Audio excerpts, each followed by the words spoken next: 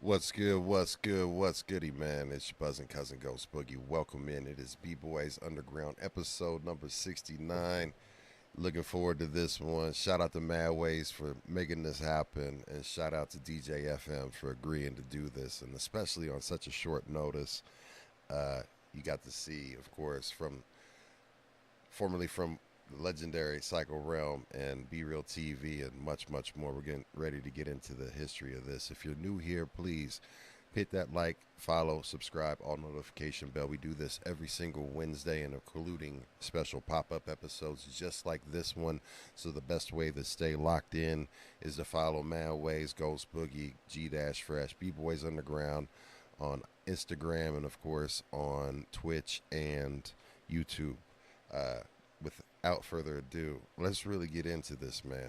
Thank you all so much for being here. First up, we got the one and only Madways, a.k.a. Bluebeard in the house. What's goody, fam?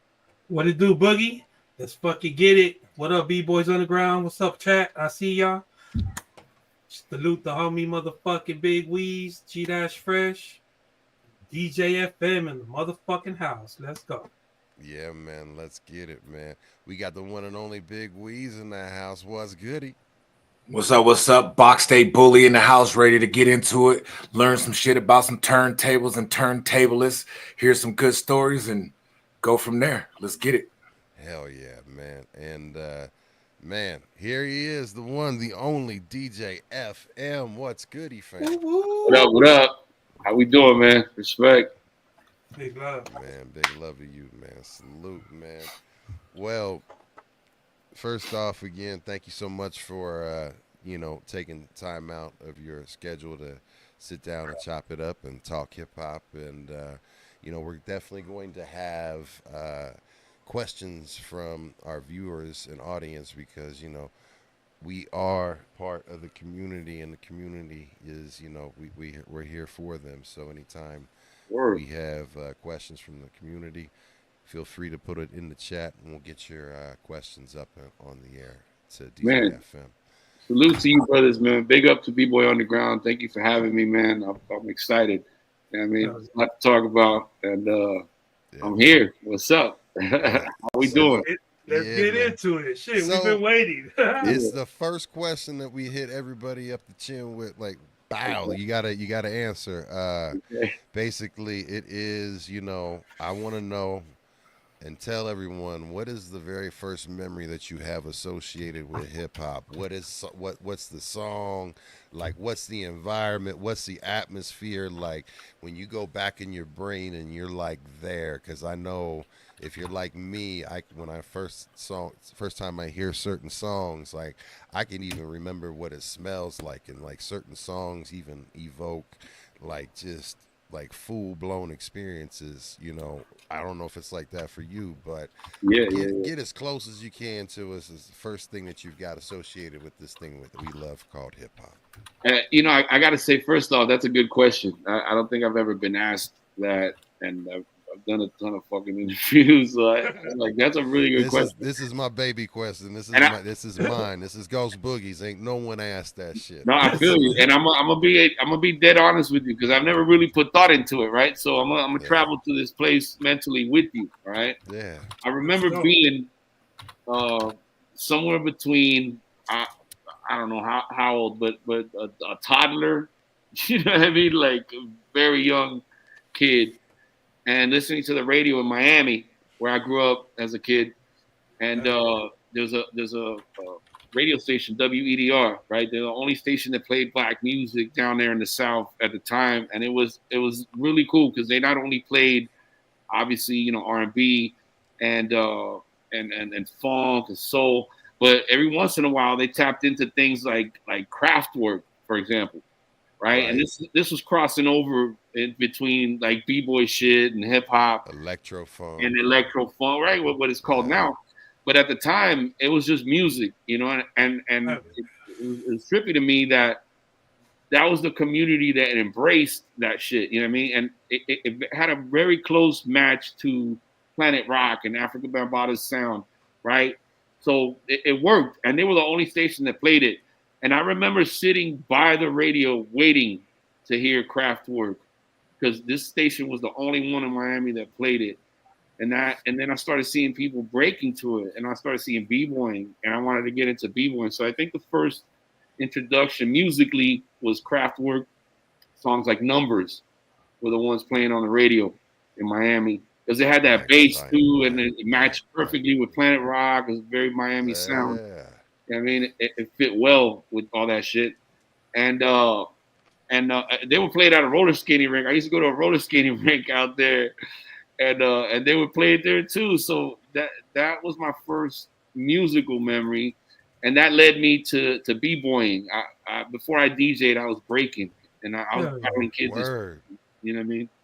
Battling kids at the McDonald's. We'd move the chairs out. I'll put my boombox down and be like, "All right, Kraftwerk, bam, let's go." Inside the McDonald's, you just Yeah, take over the in the McDonald's. McDonald's, I Like, didn't care. We didn't care, and it wasn't for that's when money or they nothing. It was just for fun. That's when they still had those foil metal ashtrays you could smoke in McDonald's Yeah. back then. And the fries used to taste The fries were good, man. Like way better, dog. The burgers came in styrofoam containers. Yeah. When the fries had all the bad shit in it, that's what it was. Oh. No, actually, I think it was actually healthier because it had tallow. It was made with beef tallow instead I of don't know all of what these the fuck it was, but they preservatives. were way better, bro. I remember that shit specifically. Because it was made with beef fat. Uh-huh. So McDonald's is part of that Yeah, man. hip hop memory for me too, man. Believe it or not. It's crazy because my school had 6th and 7th grade early in the morning, and then 8th and 9th grade later on in the afternoon. The same school did this. They shifted kids in and out. But in the between time, we would all meet in this street, 49th Street in Miami, where McDonald's and Taco Bell and all these restaurants were side by side. So it was packed with a bunch of kids around the same time. And that's when a whole lot of battling was going on. B-boys, like, just battling, breaking shit, you know what I mean? So I remember that Kraftwerk well. It's embedded in my mental. Hell sure. yeah. So from that, like, when was the first time? What's the first time, or what would you say the first song that had some type of MC or, like, group that made an impact on you, like, consciously, or like made you go want to go further into it, that instead of breaking past and getting past the b-boy and getting into DJing and the production side, and what led you and put you on, like, your journey that led you here where you are today? What specifically, like, what got me into DJing? You think, like, is that what you Yeah, asked? well, like from that memory of craft work, right? Right. Like, what was the next step? What was the next Well, evolution? I'll tell you this: that same roller skating rink we're talking about, the DJ booth was shaped like a UFO, right? Oh, It was so sick, Oh, dog. It was no. fucking dope. It was shaped like a UFO, and the door to get into it was actually like a door that looked so like a they had like the UFO. mothership in there, Yeah, dog. man. I was crazy to see that shit go down. The Oh, DJ walk up That's there. cool. Now he's controlling the lights, the music, and when it opened up, I saw all the lights on the thing like a spaceship too, because you're seeing the lights, the little yeah, LEDs for the mixer, for the light display yeah, thing. the It toggles and looked like a everything. fucking spaceship to me. I was a little kid, and I was like, dude, this guy is not only rocking the club, but he's flying a fucking space. This is the dream job, bro. I gotta be this guy, bro. I want the spaceship. I want the DJ gig. I want it all. I want it all. You know Does what I that mean? place still exist at all? No, my God, Damn. I wish. But Man. That'd be dope. ironically, it later became, years later, it became the first club I DJ'd at. Okay. Oh, that's Wow. awesome. I auditioned and I got the fucking job. My boy was the head DJ, and he hired me as his assistant, working lights at first, and partially, opening and DJing with him. Hell yeah. Dude, that what I was like 13 years old, bro. how amazing is that too? That's Sick. like, that the spot that kind of like where you were like, I want that, right? And then you ended up DJing the first time at that spot. Dude, That's hey He man, was he was like, "Where's the fuck's that spaceship? Y'all don't got it in the oh, back." right. Where's the spaceship at, fam?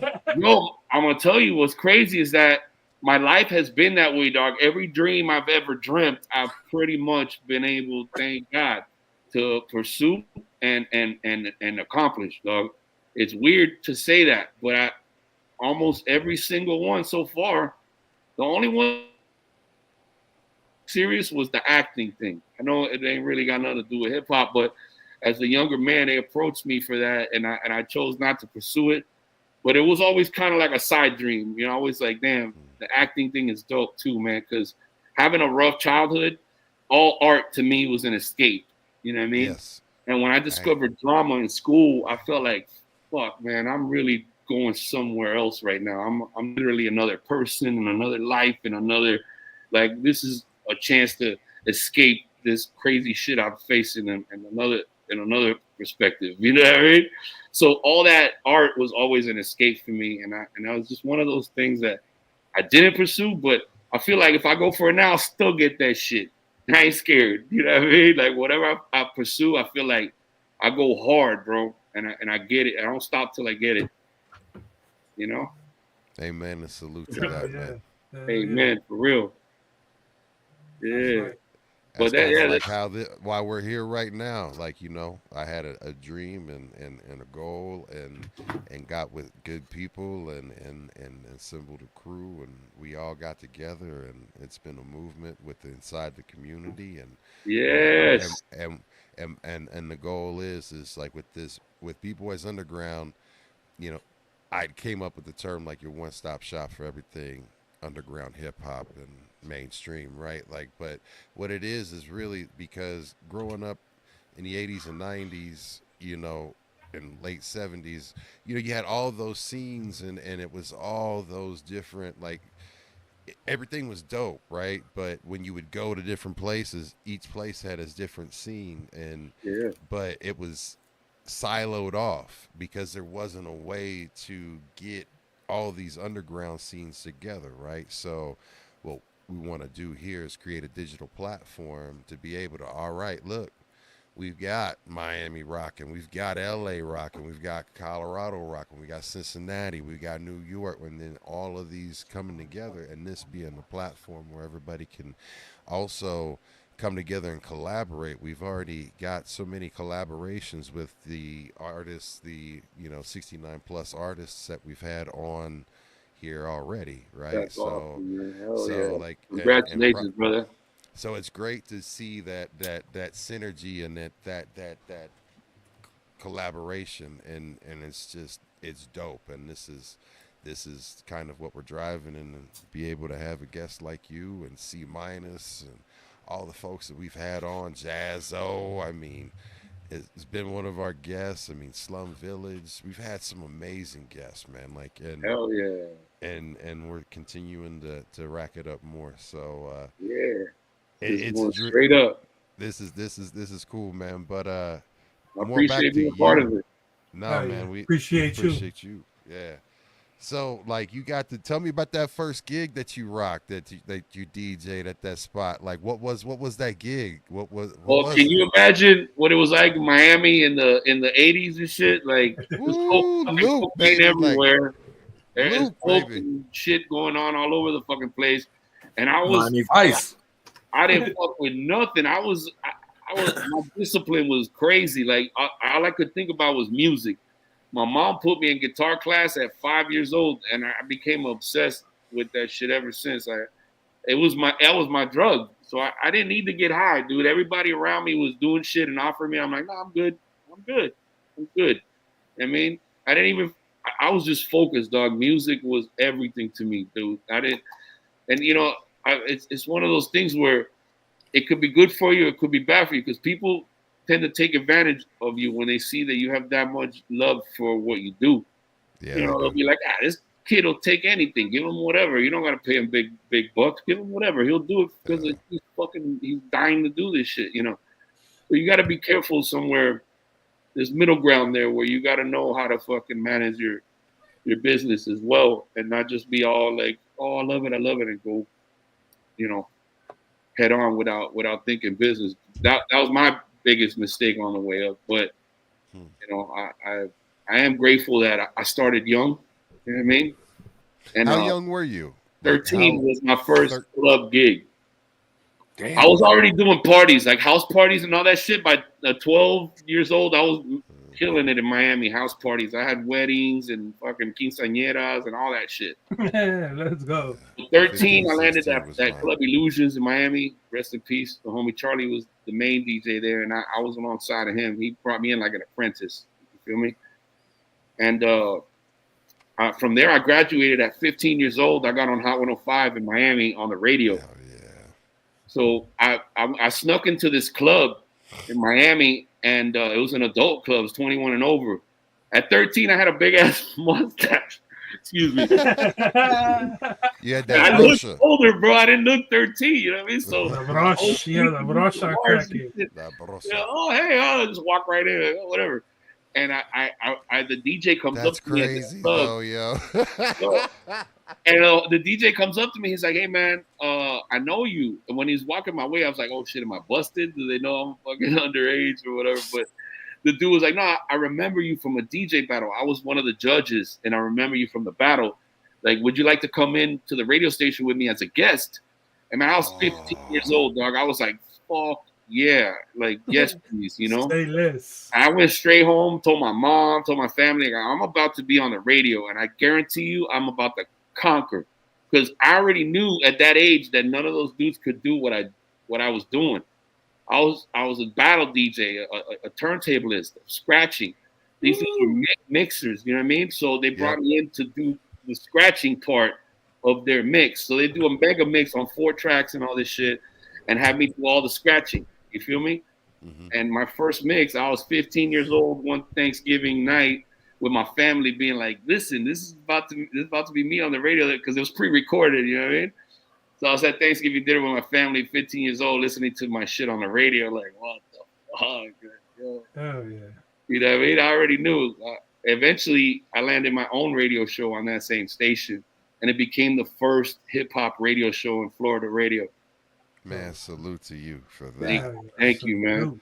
I mean, And that's huge. this was on the edge, like right before Cypress came out, and you know, Sendog had handed me the demo on a cassette, and I was playing Hand on the Pump, Killer Man, Holding the Head, all off the cassette demo. They didn't even have a record deal yet, dog.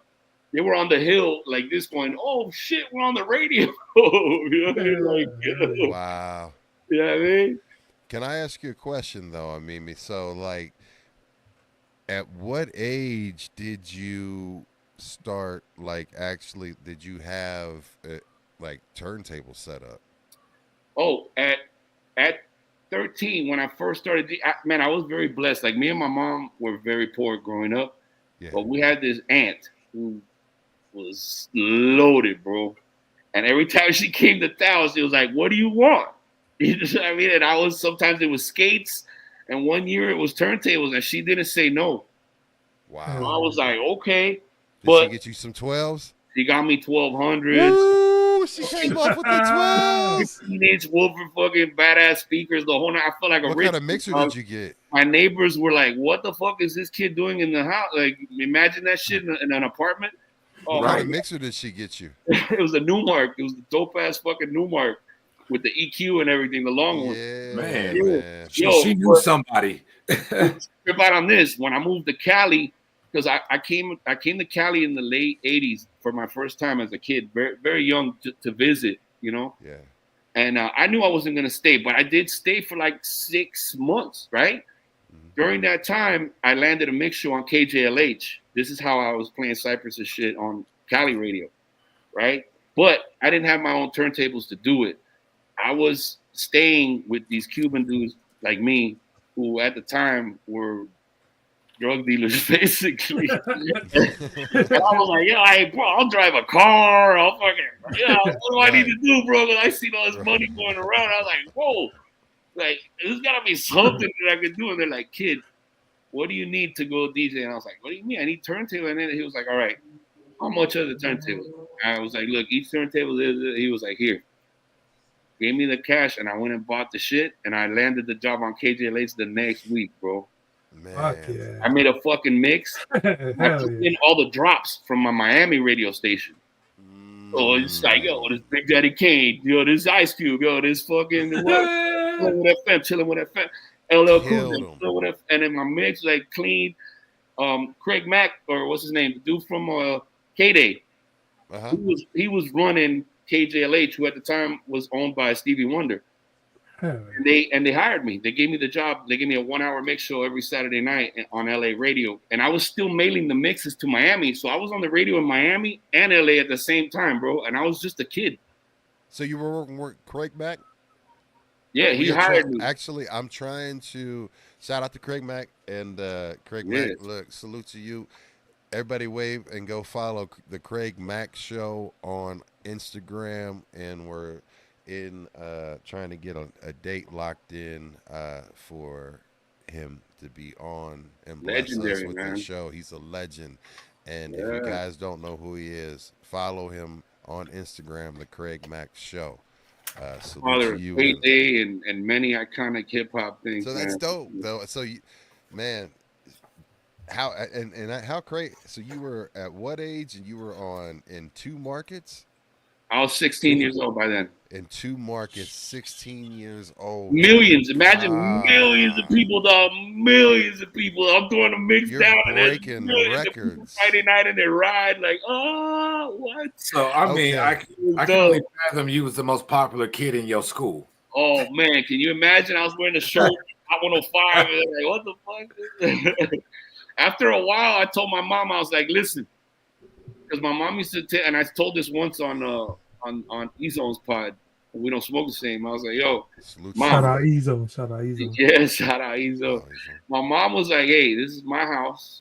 You know, I pay the rent here, blah, blah, blah. So one day I came home with the rent 3 months in advance and said, listen, from now on, I make the rules.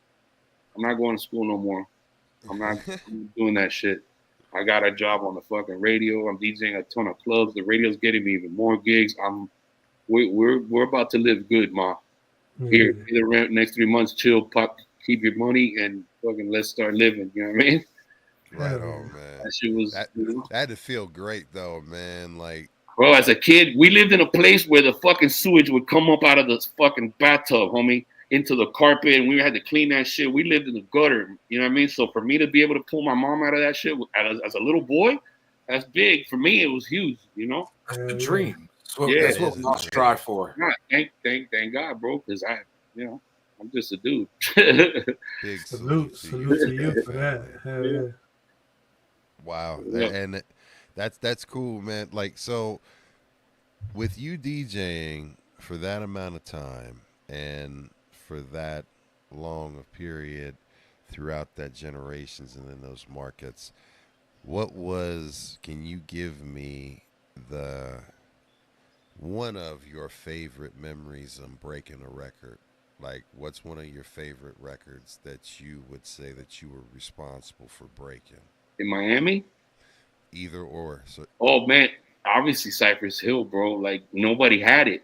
I was playing from the demo to right before it came out and hitting them like, you know what I mean, routinely with the shit. Like, did you hit them with Killer Man first, or did you hit Funky Feeling with the lead? Like, were you going? no, Were you going A side? No, my first one was a Hand on the Pump.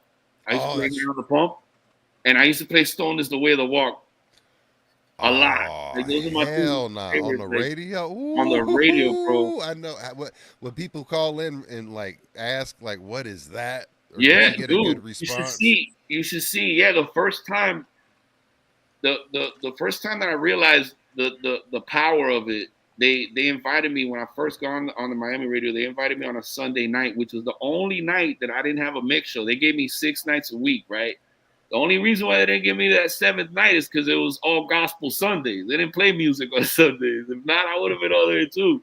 All right. So on that gospel Sunday, once in a while they had like interviews, and one day they brought in a preacher, some city official, like a government official, and then me.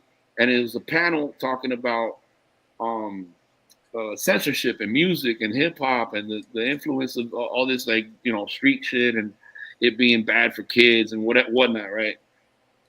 And dude, it was a normal day. The phones are like, whatever, we're talking. And the minute they said my name and I spoke, them fucking phones lit up, bro, like a Christmas tree, homie.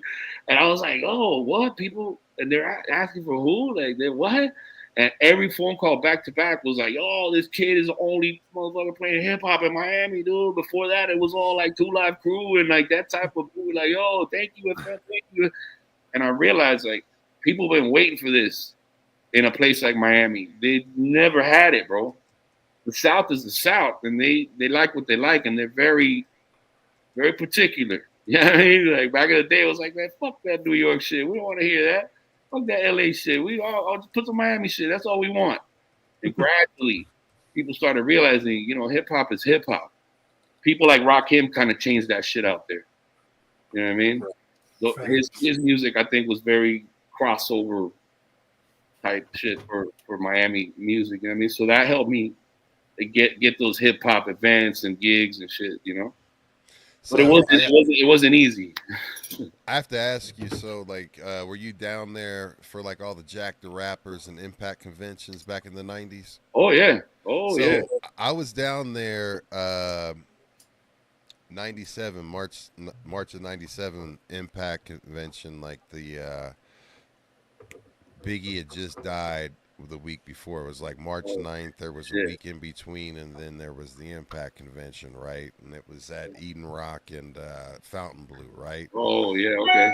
And I mean, that was an epic lineup, and I met so many people down there and hung out. But like, I didn't know if you were down there, if you even remember any of that. I do, because those were big music conferences back then. You know what I mean? Even I was gonna say, even the Winter Music Conference used to have a hip hop part of it back in the day. I helped them organize in their 10th anniversary. I helped them organize a big part of that hip hop shit. I did the panels.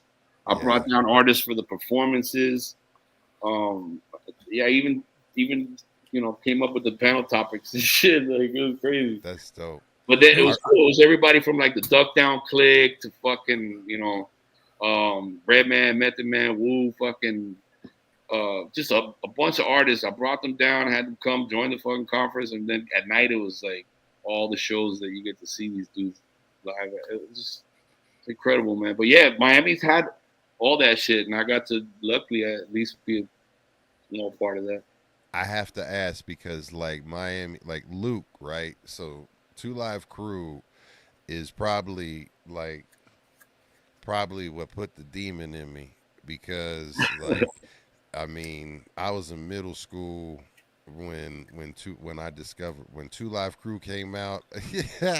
and I discovered them, man, like so it was at the wrong time at the right time and I can see that. dude, I almost got kicked off of a movie set and fought a director over like he tried to take my Luther Campbell novel I was reading in the background of the scene and shit. What? Yeah, dude, I punked out this director. I was like, no, you ain't. No, you ain't. Like I was gonna stab him over it. But the thing is that like, did you have any run-ins with him, or did you have any dealings with him down there? Being that you were on the radio in Miami, man. Let me tell you, the king of Miami, Luke, right? Luke knew who I was when I met him because Hot 105, the radio station I DJed for, would do these massive festivals, bro. Like the Sis Trunk Festival is the equivalent to Calle Ocho, which is over 1 million people attending. You know what I mean? It's a long avenue that they just close for blocks and blocks and blocks and blocks, and then people just fill the whole fucking thing with bodies. All along the side streets, there's food and all kinds of different shit people experience. But at the end of that road is the Hot 105 stage where I was DJing, and then they're bringing on everybody that's on the radio at the time. And Luke conquered the radio in Miami, so he was at a lot of those things, and I got to meet him and buddy up with him. Whenever I see him, he would be like, "Whoa, that fam!" So, big. I actually got a crazy story I could tell you, but it's all just to clear that it's always been positive and really dope with him. Like nothing but good vibes from the dude, man. He's very respectful and he's always treated me like right. I mean, when he sees me, he's like, "Oh, fam," like, "Oh, you a hip hop dude," and love. But I'll tell you this crazy story. Busta Rhymes, when he was 19 years old. He used to call me when I come to Miami, like, "Yo, where you at? Are you rocking anywhere tonight? What should I check out? Where should I go?" I'm like, "All right, I'll come to the airport. I'll come pick you up. Let's go to this place." And I took him with me first to 5th Street, which is a famous reggae club in Miami. And I introduced him to Cuddy Ranks, the reggae artist. Mm-hmm. And he was like, "Yo," because he's Jamaican. So he was like, "Yo, Cuddy is big shit in Jamaica." He's like, royalty, man. Politically, like he's a heavy political influence. Like the dude says who to vote for, and the whole country's like, "Yeah, sir." That's Cuddy, man. Like, yeah, he's Cuddy. He's a big, very respected, well-respected dude. My boy was in the studio with him, so I had met him, and I just thought, "Yo, Busta would probably love to meet this dude." Linked them up, and then across the street was Luke's club. Oh my god! I was like, "Busta, you want to see some shit? It's gonna be very different, bro. You ready for this? Because you know what Luke is known for, right?" Yeah, I mean, so I take Busta Rhymes over there. Was that Pac Jam? Was it Pac Jam? No, it was his club. It was Luke's. It was called Luke's. Luke's. Gotcha. And Luke's on the beach or whatever. And it's on 5th Street in Miami Beach. And I took him upstairs, and I'm like, "Luke, this is Busta Rhymes. He's in a group called Leaders of the New School. You know that song Scenario? Rah, rah." He's like, "Oh, yeah, that guy. I know that guy." Whatever. And he goes, "Hey, come on back here. Let me show you something, man." I can't even tell you the rest of what we saw. Well, Busta is from New York. He was 19 years old. He was like, "What the fuck is this, bro?" And I guarantee you, I haven't talked to him in years, but if I ever see that dude again, if I bring that up, I'll never forget that night, bro. Because Miami is not like anywhere else in the world when it comes to that shit. Luke and his I know. Shit like is I know, bro. Oh, I know. Yeah, so I know. So Busta can tell you, you know what I mean? He can tell you something about Luke too. I got a question for you. I know there's one in the chat. But just a quick question, because apparently you've hobnobbed and you shook hands with a lot of celebrities. Who was that one that made you starstruck? I think it was I think it was Brad Pitt. Oh shit. Yeah, I had just DJ'd for a group called SX10, which is Sendog's rock band. Yeah, yeah, Yeah, yeah, yeah, yeah, yeah. yeah. I used to DJ for him, which, if anybody knows, it's the only Sick. group I've ever been in that I didn't show my face. Like I literally, I had long ass hair, I had braids like down on my waistline and shit, like long ass braids. And I used to go on stage on the turntables, and it was rock, but I was like using the turntable like an instrument up there, you know. I even had Yeah, man. pedals on the fucking turntables and everything. It was fucking sick. Oh, But so you had distortion pedals and shit on the turntables and shit, yeah, like yeah, Swamp Wood and like all yeah. of But that this is shit. like Hell a yeah. long ass time ago. I didn't even know what Swamp was back then. Yeah. Sid from Slipknot used to come chill next to me and be like, "Yo, F, how the fuck do you do that?" And then the dude like surpassed me times 10. I'm like, "Yo, you're so dope." But anyways, getting back to shit. So, At that club where I played with, one of the clubs I played a lot at was the Roxy, and then above the Roxy is a bar called On the Rocks. mhm. And after Yep. the show, I went up there to have some drinks with Sendog and shit. And I meet Shabo from System of a Down for the first time. Shout out to him. Now he's a good friend and a fucking amazing dude. Yeah. But and then I see Brad Pitt and Gavin from Bush having a conversation. And I walk over there and I just walk up to Brad. I'm like, "Yo." And he goes like that. He's like, "Oh, you're the DJ." I was like, "Yeah, yeah." He's like, "Bro, that shit was dope. I never seen a DJ with a rock band." Like, he was like, "That was fucking cool, man." I was like, "You wanted to be a musician, didn't you?" He's like, "Fuck yeah, I did, bro. That's my." He's like, "That's my dream." I'm Hell like, yeah. "I got you. Okay, well, fucking go for it. What, you know, pick up an instrument, learn some shit. You know, it's never too late. You know." And just that whole conversation, I was nervous as fuck because I've never met a big actor. You know what I mean? Hell yeah. You know, That's dope. when I first came, I stayed with Be Real, and at the time he was with Carmen Electra, and that's probably the first time I really met a celebrity like that. You know what I mean? And Carmen's a good friend now, obviously. You know, like that's family right there. But yeah, Hell yeah. That's right. one of my first experiences, or biggest, most nerve wracking for sure. You know what's crazy about that? When I left On the Rocks and walked outside, fucking there's a big ass crowd of girls like all like waiting, and I'm like, "Oh shit, they must know fucking Brad Pitt's is there." He comes out and they ignored his ass. I was like, "What the fuck?" And here comes that Gavin dude from Bush, and them girls lose Oh, their okay. shit, bro. I was like, "Oh, he's a rock star. That's why Brad Pitt has the dream of being a rock star." Like everybody has a dream of some shit. Obviously, they want to do, right? But that's why, right? Like they That's had to tell hilarious him a though. That limo, get him out of there, because that's Brad Pitt though. You know what I yeah, mean? but they didn't even Like, notice and him. They didn't know he right, was there. right. They weren't looking for him. They were just like, "Where's Gavin?" Brad, You know, like Brad Pitt could pull anybody he wanted to. You know what I especially mean? back then too. Yeah, right. So Ooh. that's hilarious though, man. That's dope. And then Well, that's we got that Yes. question. That question in the chat is from Okay, Gorilla Strong. He yeah. wants to know that you've said it a million times. You said, but how did you connect with Psycho Realm?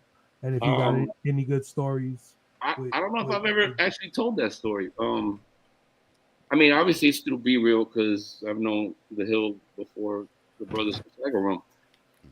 But Be Real took me one time when I was here visiting in 96 to a show. He's like, "I'm working with these brothers and we're about to put out this album. It's not out yet, but we're in the studio. We're finishing it up, blah, blah, blah. I'm going to bring you to this show we're doing. You can check the shit out. It's going to be fucking cool." I was like, "Oh, I'm down." And then Delinquent Habits was there, Funktubious, a bunch of groups also alongside this big event. And the night before the event, we were there. And we went out all to a venue. And I was DJing alongside this other DJ. I just hit him up like, "Yo, can I get up with you and scratch and whatever?" And we just kind of started. He got on one table, I got on the other. We just kind of started breaking the records down and doing, you know, turntablist shit. And Duke was like, "Yo, Be Real, who's your boy?" He was like, "Oh, that's FM. He's from Miami. He's out here visiting and shit, whatever." And they're like, "Yo, we need a fucking tour DJ." And B was like, "Hit him up, see what he says, you know." And Duke hit me up. He's like, "Yo, we fucking need a DJ." And I was like, "What about TRT? That's my boy." You know, like I had met their DJ at the time, TRT, rest in peace. and I was close to him, like he was my boy. So I asked him literally, I was like, "Hey, bro, is it cool? Because why aren't you doing it?" He's like, "Well, I'm in the studio with Muggs, and we work, and like we're literally like 7 days a week in the studio knocking shit out. So I don't have time to tour. If you can do it, go do it. It's fun. It's good money. Whatever." I was like, all right, and that's how it happened. My first show was like that, and it was crazy because I expected B to be there, and then a lot of shit was happening where Cypress started to get really busy again, and then he could only make it to some stuff. And they're asking me like to do B Real verses. I was like, I'm not gonna do B's verses, bro. I'll back you guys up, but I'm not gonna do B's verses because that's gonna be crazy. First of all, I don't know them. Second of all, it's just gonna be awkward because his voice is so unique. You know, I just felt like nobody do B verses, man. I couldn't do that. Like, at the beginning. Well, they were just trying to figure it out. It was the very beginning. Yeah. They like literally, they had done shows with B and Cypress and done some Psycho Realm stuff. But this was the first official tour after the album release, and we were opening up for ICP. Okay. And these dudes, they were starting to get big. So So how did you guys work around it then? So what did they end up doing as far as? They ended up just making versions of those songs where he wasn't in them, or was only in the chorus or whatever, you know. So they had to work around it. But him and Bobo would show up to like the really big events on that tour, like House of Blues or whatever, and then we would make it a fucking like a massive production, which is really cool. That's dope. Yeah, I got a lot of that footage, man. I'm gonna start putting it out eventually on BTV. Like Jack wanted to buy it off me. Sick Jack and Psycho Realm, respect to him. Shout out to him. He hit me up, and I was like, man, I don't think I could part with this shit. Like, if I do it, if I ever part with it, it's gonna be myself, and I'm just gonna give it away for free, bro. I used to bring a little camcorder with me in the early days, everywhere, dog. And there's not a lot of footage of Duke upright walking and talking and shit. You know what I mean? Since his thing. Yeah. So, question for you: like, did you get those all digitized and safe and like? Yes. You know, so you got it all. Like, yeah. There you go. Good. First from high 8 to CD and then digitized. Yeah. Dope. All right, so.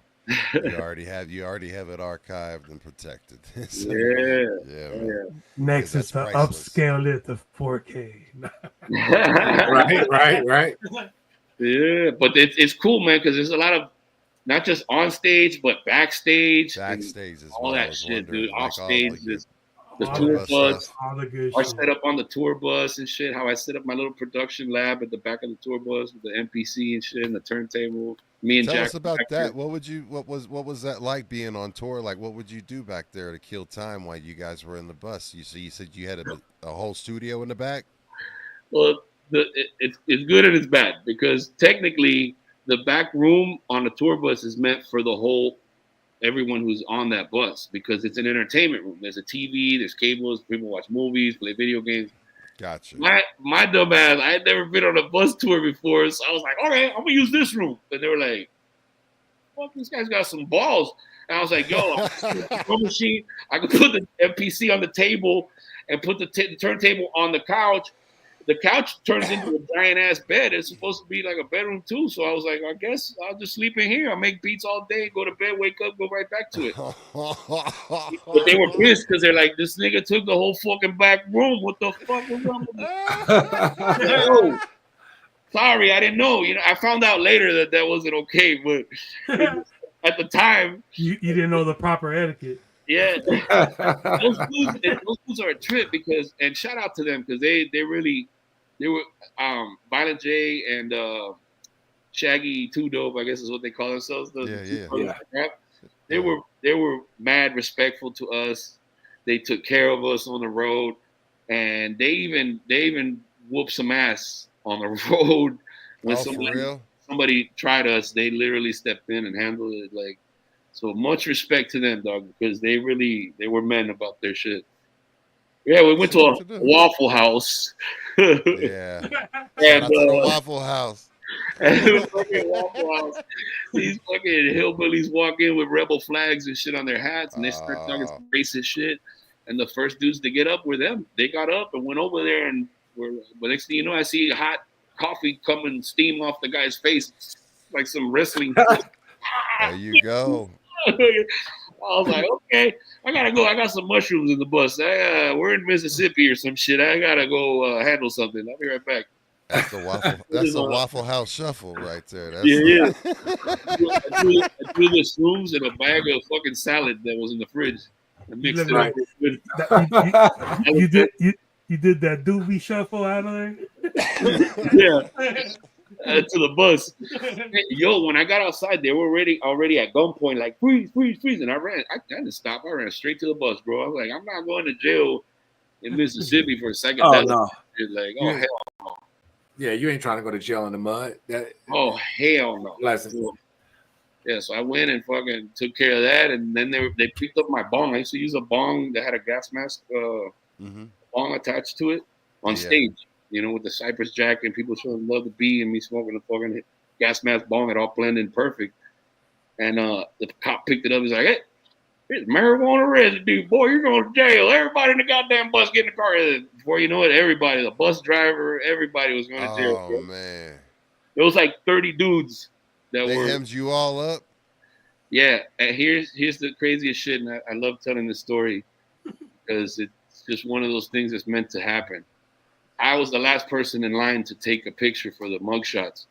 And apparently in this small town, they had never had that many people back to back hit that camera. And when I went up, the camera broke, bro. They don't have a picture of me. And they don't have a backup. The newspaper and MTV were both outside the jail when we got out in the morning because of ICP, not us at that time. Well, maybe because of B-Real, but probably they were waiting. And everybody saw the mug shots on the newspaper, and my shit said photo missing. Like, what the fuck? Nobody fucking got to see the shit. Like, it was meant to be, bro.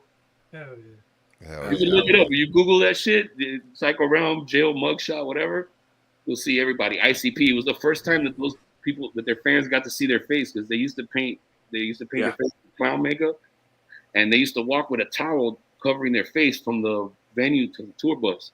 Oh. So I saw it happen, and then after that, that's it. Everybody knew what the fuck they looked like. Not me.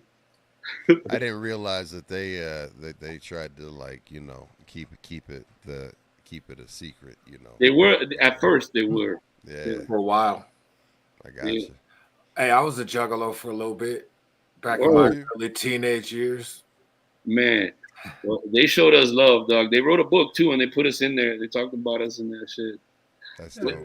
There was a point where I guess YJ felt like his throat was killing him and he needed a break, and we were headed towards Detroit, so it just worked out perfect for him. He's like, I'm gonna take a couple days off, but we're gonna make up a story saying that we got into a huge accident and we're gonna have to, you know, wait till everything gets, you know, back, you know, everybody's back healthy and whatever. And I'm like, what the fuck? He's like, yeah, don't worry, we'll go for like a week to my pad in Detroit. I got a badass cabin in the woods out there. It's fucking sick. All right, fuck it. So they made up a story that I think they said that I fucking banged my head and that's why I fucking like lost my mind and the psycho and all this crazy shit in the accident. I was like, why do you gotta lie? Like, like we're like wrestlers and shit. We do that whole fucking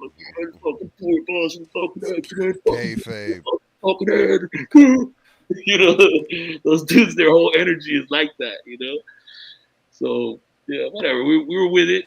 Jack, Duke, and myself. We stayed at Violent J's house for like I want to say for like a week, and it was snowing outside, and it certainly was in the middle of the fucking woods. It was like a frozen lake at the back of his crib. He had a sick ass pad.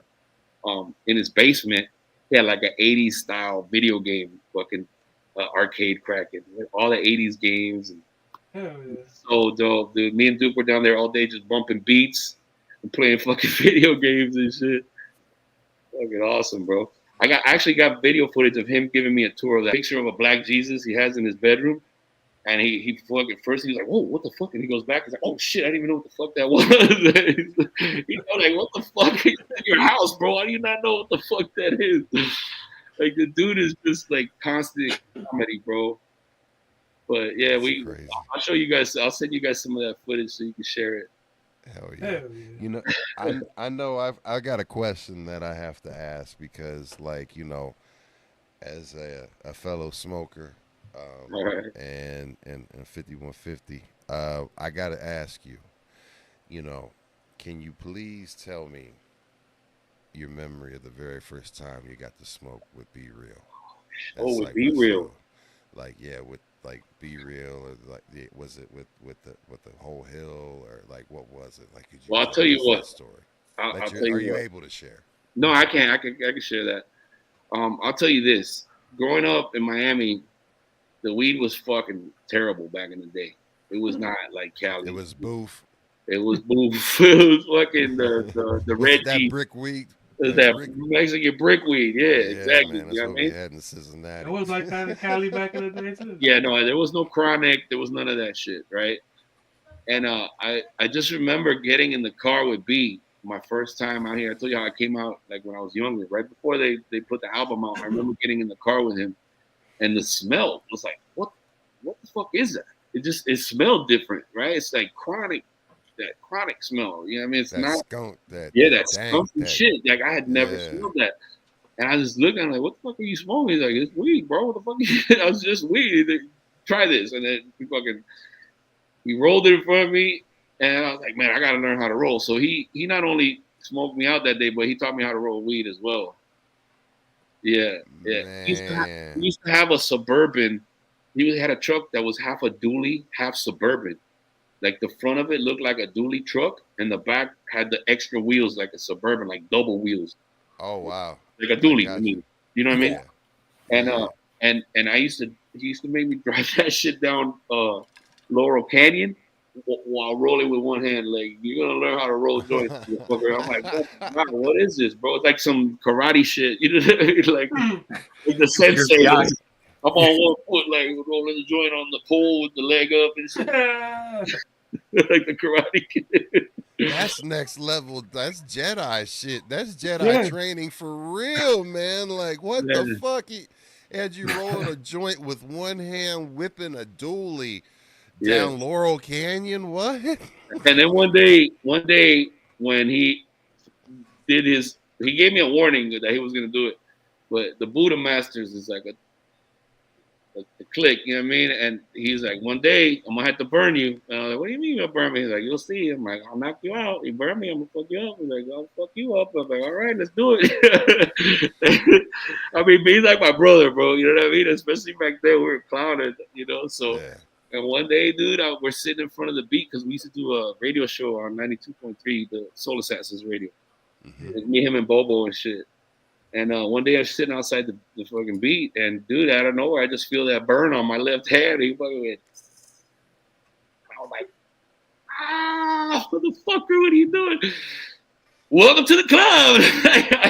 That's oh shit. He laughed his ass off, man. I was like, that hurt. Damn it. Like, oh fuck. So, I don't think I've ever told that story. That's for damn sure. That's dope, though, man. That That that is. is. That's B-Boy Underground exclusive. there you Yeah. go. Right. That's dope. Be real being your Miyagi.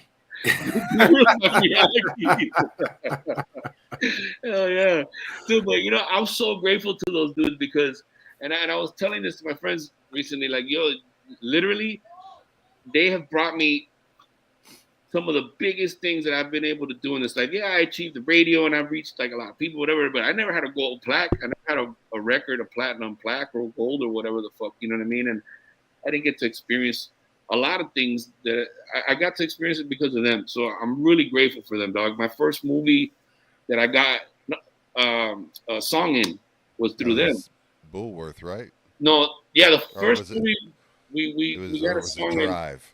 Bullworth was with Psycho Realm. That's not Okay. me. That's with Psycho Realm. That happened. Like B Real's on that, but it's not the first. I'm talking like way back. I'm talking about the first Okay. Cypress Hill album. When they hit their Okay. first gold record, they gave me. I was one of the few like fucking 10 motherfuckers. I don't know that got one of those. You know what I mean? Got you. And I was like, wow, bro, really? They're like, well, Frank, you've been a part of this shit. You played our shit on the radio before any of these motherfuckers. You know, like, we love you, dog. And I appreciated that shit, dude. Like, wow, I Yeah, never had a bro. plaque before that. That's You know what I dope, mean? man. Yeah, fuck yeah. Salute. bro. Salute. Yeah, man. So, all those little things, man, I stay grateful to them for all that shit, Send Well, Dog, How Send dope Dog. is it that your first? I'm sorry to interrupt, No, but no, no. how to stop you on that one, please. The how dope is it that your very first gold record and plaque is the first gold record for, of course, the first Cypress Hill album, First man. That's episode record, amazing. yeah, man. So what was Sin Dog? What Classic were you album. saying? What were you gonna say about Sin Dog? My apologies. I was talking about Send Dog. You know, he had hit me up to do music for this movie called Bully, right? And he wanted some like real like Cuban Latin shit. He's like, I want to call the shit Latin Thug, and I wanted to have like a real like Cuban like vibe, like Celia Cruz kind of fucking the pianos and the whole Cuban shit, you know? I was listening to that today. Yo, and I was like, all right, let's do it. And here's the crazy coincidence. It's that thing I was telling you how it lines up for me, like getting to live my dreams. Just like Club Illusions, how I was like, it originally was the skating rink when I first discovered DJing. I ended up, okay, well, this fucking thing, man, that he hit me up for, I had seen that movie Kids. Remember Kids? Oh Yep. hell yeah, the wild one from New York or Yes, whatever. bro. Yeah, man, that was movie was wild. That movie was awesome, but watching it, I realized that you, as a producer, can sell hip hop beats and place them in movies and do different shit that does. You don't have to find a rapper to buy your shit. You could literally put music out and land it in a fucking movie, dude. There were Oh hip wow. hop like drum loops with like wolves howling, sick ass bass lines. I was like, okay, this is on another level. I can do this, and that was my first itching to make music for movies. Well, the movie that Sendog hit me up to work on is that same director's next movie. So it's like Kids Part 2. I got to be a part of that motherfucker. And it's almost about the same thing, too, about some kids in Florida that did some wild shit. And Yeah, man. like, yo, so again, grateful to the Sendog, the Cypress Hill crew, man, Be Real, the Mugs, all those dudes, man. Big up to them. Shout out. Yeah. That's dope, man. Yeah. Also, want to rewind everybody that is in the chat once again. Thank you so much for being here, especially on this pop up episode of B Boys Underground. We will be here tomorrow again at this same time with another guest. So we do this every Wednesday, and then also special pop-ups like this as well. So again, follow us on all of our socials and stay up to date. And one way is to hit like, follow, subscribe, all notification bells. And your support continues to help get us dope guests like this. And Hell yeah. and thank you so much. And I see all of y'all in the house, like Frostman. Thank you so much for those biddies. Shout out DJ 5150 Steph. That's I what see I was you, getting ready to girl. say. Shout out to DJ 5150 Steph. She got a show coming up real soon March on 5th. B-Boys. March 5th. So make sure you guys tune in. Yes. And we got a show on Saturday, Selector's Choice. So y'all make sure y'all tune in for that. Pull That up. part. Hello Stranger will be there. Come on down. I'm gonna be Beats on and one of Beer her Crew. raids again Yeah, too. let's go.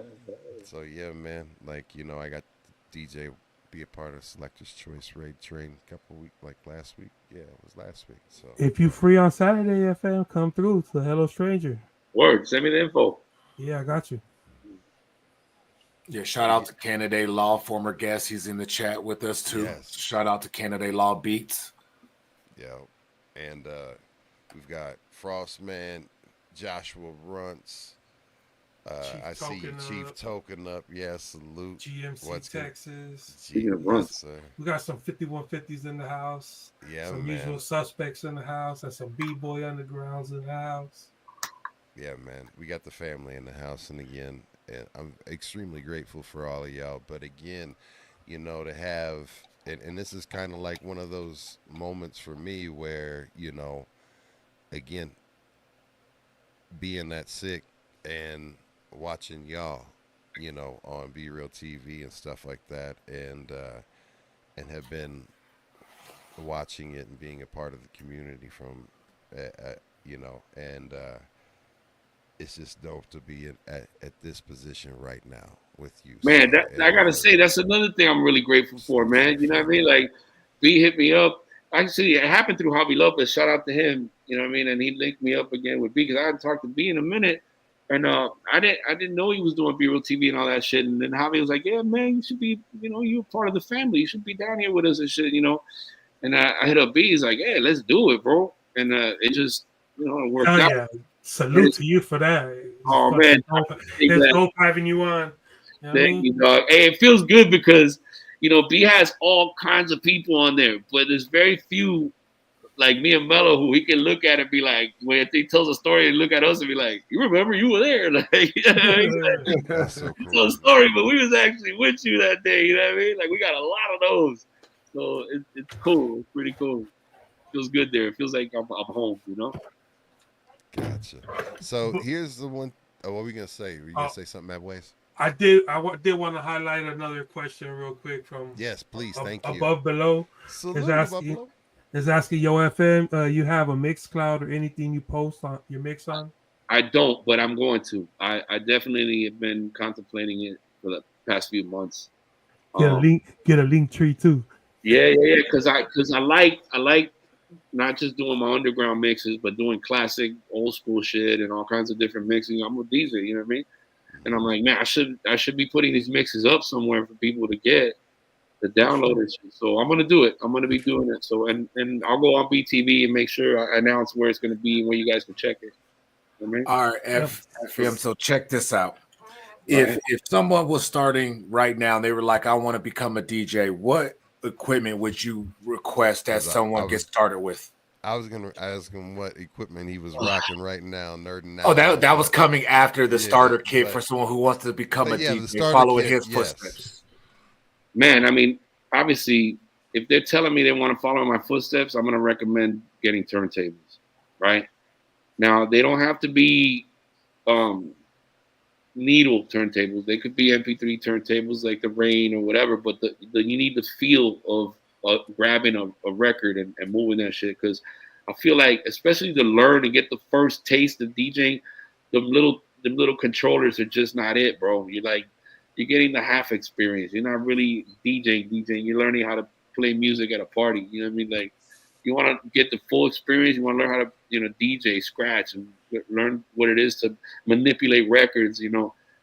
I suggest getting a turntable first and foremost, whether it's a 1200, the Pioneer has a new turntable. That's the one we use at Beat. Ooh, the PLX, man. I want to pair those so bad. That thing is sick because it's got both. It has a needle. You can put a needle on it and play records if you want to play records. And it's also the MP3 record, like, you know what I mean? So built-in phase. Yeah, bro. So it's like a built-in phase. So yeah, those things are fucking awesome, but they're a grip. Not everybody can afford those suckers, man. So if you got a tight budget, get used equipment. Don't go new.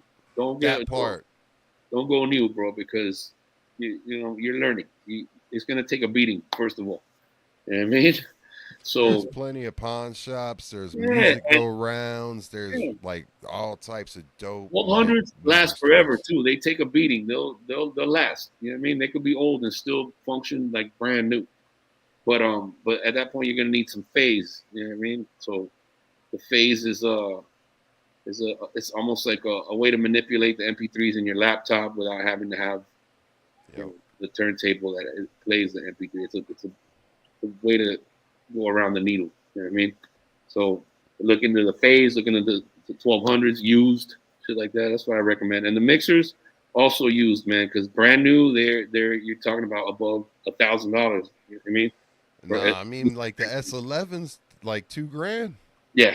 So you got to get that used as well. You know what I mean? And if you're just learning, you can get the old mixers. You don't really need to get freaking, something super new like a $3,000 Rain mixer. You don't need that shit. Reloop 7,000 are only 400 right now. Somebody, Mr. Mikey Unlikely says that's one of the usual suspect family right there. He works at Music Around, and he's very knowledgeable on, he has a record label. He does punk rock, and he's currently recording another album, and got a lot of stuff. He's one of us, and very knowledgeable brother. Make sure you guys follow Mr. Mikey Unlikely on Twitch, because he has a really dope vinyl, all vinyl. It's called the Low Life, Low tech. What is it, man? I always mess it up. Lo-fi, low-tech, low-life show on Okay. Saturday nights. Yeah, but Right. it's all vinyl. That's the homie, man. One of us. That's Salute. cool. Make sure you follow DJ 5150 Steph as well on Twitch, Yeah. Shout please, out OG DJ Silos as well too. man. All So right. Salute. so we got the starter kit. How do you feel about these digital DJing programs like virtual DJs and all of those? Like, would you consider a real DJ who pulls up a laptop and just uses a software program? Like, what are your thoughts on that? Well, I mean, I use a laptop, but I don't. The only thing I'm using it for is to grab my music out of it. You know what I mean? I Correct. literally, that's why I bought a turntable and I use the fades. So I'm still literally putting my hand on a record and maneuvering it and using the fader. All the same tricks that I had to do with vinyl, I have to do with these records, physically. You understand? Right. Like the trick part of it is still the same because they're actually turntables. But if you're buying equipment that is mixing for you, then you're not DJing, bro. You're just a jukebox. You know what I Yeah, mean? You're just fucking Spotify. Yeah, Spotify, Spotify man. and shit. You just you ain't a DJ.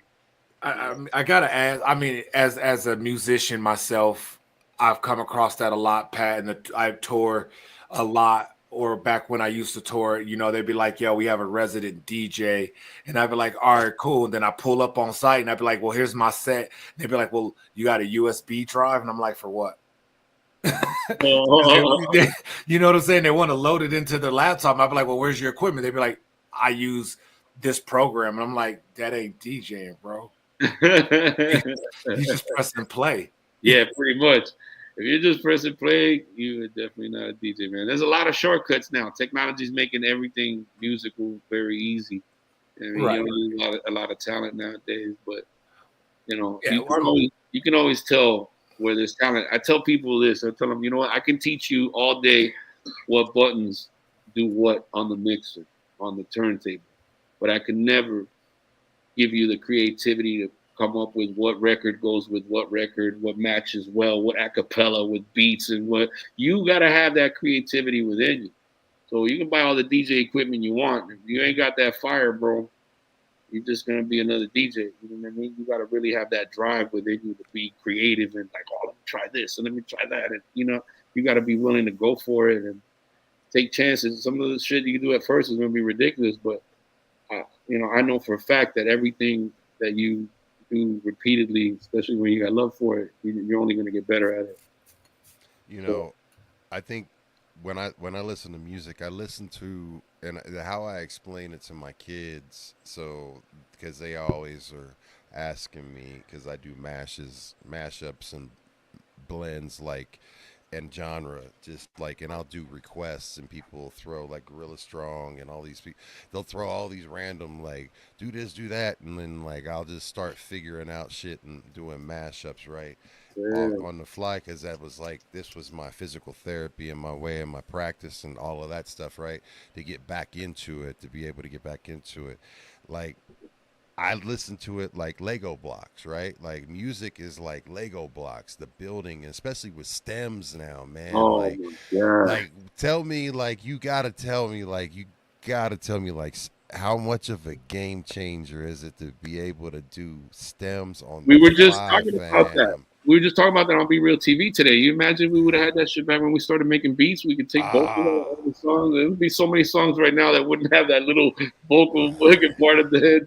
You know what I mean, but yeah, stems. I think the STEM technology changed the game, and for me personally, made me gave me a whole new like thrill for DJing, man. Like it really made me fucking excited about DJing again because there's no limit now. Now I can break a song down to the bass line, to just the drums, remove the music, acapellas. Like it's fucking insane, the technology, man.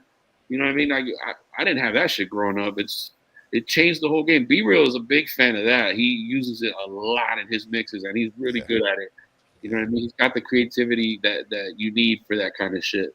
He's like, oh, yeah. this would be good with this vocal, and boom. You know what I mean? I try a little bit of that, but I mean, for me, what I like to do is drop out the music and the bass line, and then bring in the next song while the dude's still rapping. You know what I mean? And you're already now he's rapping to the next shit, but you're still kind of knocking with the drums of the old one. You know what I mean? That's dope. I do that a lot. Do you start basically doing taking the cutting your lows out, and like how much are you adjusting up top as you're doing your mix? And I'm constantly doing that because I'm a producer, so my ear is tuning into the shit as I'm working. So I'm constantly changing. People don't understand like what people are actually doing when they're doing that, because you see the people that fake it and they're like, oh, let me just tweak some knobs, like the house DJs that be doing that a lot. They be you're fixing not that a doing lot. nothing, fam. Like, come on, man. Like, yeah. But no, it's fun, man. That's dope. So check this out.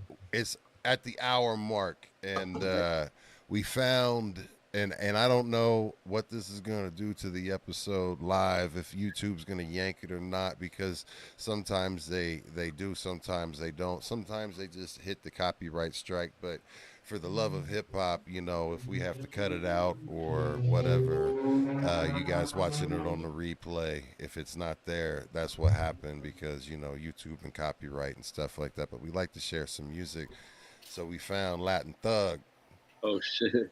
Yeah, man, and it's so old ass track. That's crazy. Yeah, man. So we're gonna check this out real quick and get it. I think Mello and Sendog are on this track, actually. Man, salute to those brothers, man. Cuban. Definitely, really hoping to get Mello to be able to come back on, and of course, it'd be a blessing to have B and Sen or any of the family on, of course. So but this one right here, check this out. Keep that in mind.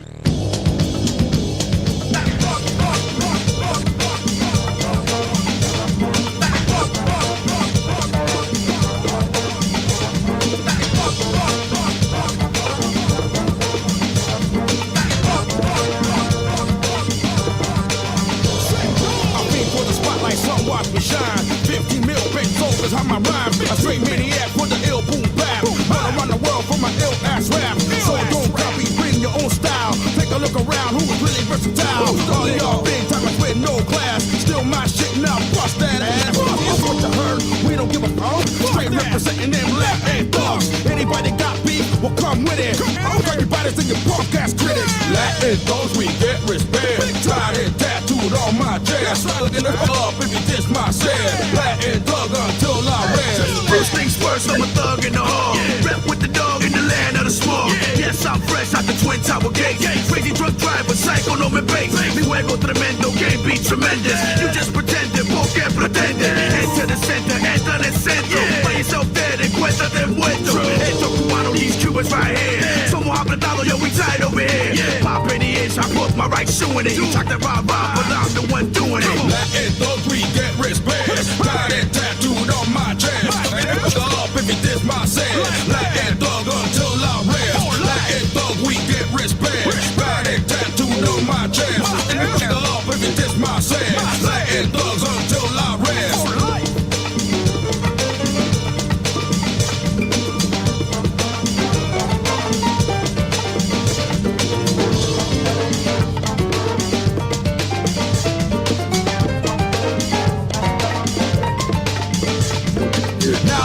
I'ma keep on belling, wanna make something of it, walk up and start willing. Open up your eyes, realize the size of a big corazon that I just can't hide. Get up off the up if you wanna act strange. Let them know your name and the size of your game. What you heard, we ain't saw. Send dog is off, off ball. Up with us, then you'll get lost. Cuban, cut heads off. Big metal man in the Make a Move squad. OG Shake in the Latin thugs, we in the hot show. We get respect. Got it tattooed on my chest. Get it up if you diss my set. Latin thug until I rest. Oh yeah. Oh shit! What a trip, bro! I haven't heard that in a long ass time. If I'm not mistaken, Sendog's uncle was here from Cuba, and he's a piano player, Cuban Latin jazz player. He got busy on that. like the Dude. movie. I guess that's what they wanted. They want something with a real like heavy That like percussion and that just the man, that had such a. I was jamming to that earlier Fire. today. I was like, man. Thank you, bro. That's super old school. Like if you hear my beats now, they don't sound nothing like that.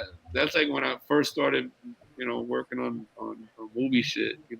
You know what's I just funny come is different. I was listening. So I'm on. Matt Ways can confirm this. Like today, was a trying day for me in the and this is all I'm going to say is fuck our medical healthcare system as it is as a Ooh, whole yeah. right now, and I was in the wait. I was almost had myself my own Luigi moment. There was Oh almost shit. there was gonna be a Luigi moment. You know what I Oh mean? shit. Like, and I was pumping. I had my headphones on and I was just sitting there like listening and studying all of the stuff that you had credits on, right? And I was just Oh shit. like, but that one was on and I just kept bumping that like I was just sitting there like, I'm gonna stab these motherfuckers. It's got that vibe. Man. You was about to go get Latin tatted on your chest? Oh Yeah, man. man. Let go. No, did you hear the joint that I did with him for Fast and the Furious? That shit is weird, and I'll tell you why. What's the name of it? It's I think it's called Cop with a Badge or Nigga with a Badge or something with a badge. It's something, but it was crazy because this rapper hit us up to do it. He had to connect to get it in the movie, but the dude wasn't a rapper. He just wanted to fucking rap on it, and I'm just like, oh my god. Sendog was like, we're gonna do our own shit on this. You make a dope ass beat, and I'm gonna get my part on there. And that's probably what they're gonna put in the movie. So let everybody else do whatever they do on the track. Who knows? Whatever. You know what I mean? And I got it. I went into please don't play it. Oh, don't play it. You said please don't play it. All right. I Yes, want to sir. hear it. But trip out on this. This is the cool shit though. And I've told this story before. I got it on my IG with a little bit of footage, a clip from the movie. I went into the vocal booth and just because I was producing it, I was trying to tell the rappers what the subject matter was about. Originally, the song was supposed to be in Training Day, so it was about a crooked, you know what I mean, about a crooked cop and what you got to watch your back with and blah blah blah.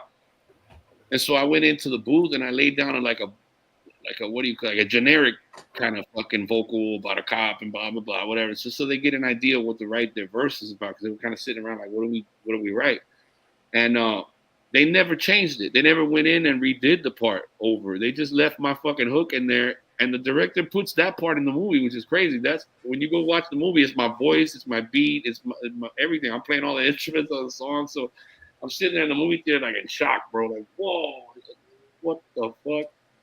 All these rappers and shit, and they pick me. Like, what? That had to be surreal for you too. Like, yeah, just being in the movie was crazy, but to hear my voice too was really like, wow.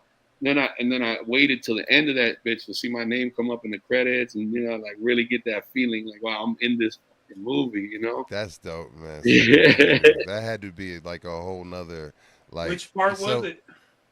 When Hector goes to buy two of everything at the auto shop, he's getting like nitrous and all this shit. He pulls up in his car bumping it. I know exactly. No, what that's what the original Fast and Furious? The first Fast and Furious, yeah. Yes, sir. Okay. Dopest one too, bro. Yeah. And what's crazy is no matter how many come out, people always go back and watch the first one because it's a trilogy or whatever the fuck. So people are gonna go back and try to watch it from the beginning, So every time, king.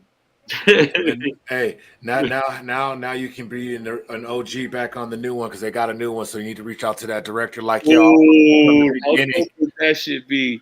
I was in the beginning to bring me back because they're filming a new one soon. No way. You know what? It is. Come on. Good idea. I'm gonna try. Do some with Bluebeard. I'll put some bars on there for you. What? Hell yeah. That's dope, man. So, a quick question because there was a few questions that came back up in the chat real quick. Oh. So I just wanted to get those in there for you real quick. Okay. Yes. Who are they? Let's see. Waze is gonna pull them up there. All right. Okay. What? So, yo, DJ FM, what rapper gets no airtime in your car? I see that. You know this midget Mike. Shout out to Midget Mike. Lil Yachty don't get no love in my car. That's fair, bro. That's fair. He's part of that whole class that gets no playtime. That's fair. Yeah, not happening, bro. That whole class. That was like one of the worst freshman freestyles ever. First time I heard him, I was like, "Is he okay?" Yeah, he ain't a little yacht. That's a sunken boat. Is he smoking? 'Cause I can't even make what he's saying. Like, yo, homeboy is like that's beyond mumble. Hey, Midget Mike, I said that same thing yesterday. Anybody with the name Lil, YN, or you got abbreviations before your name, you get no play with me. Ooh, Exact phrase I said yesterday. If it says Yeah, baby homie, in that's the like name that too, too. I'm out.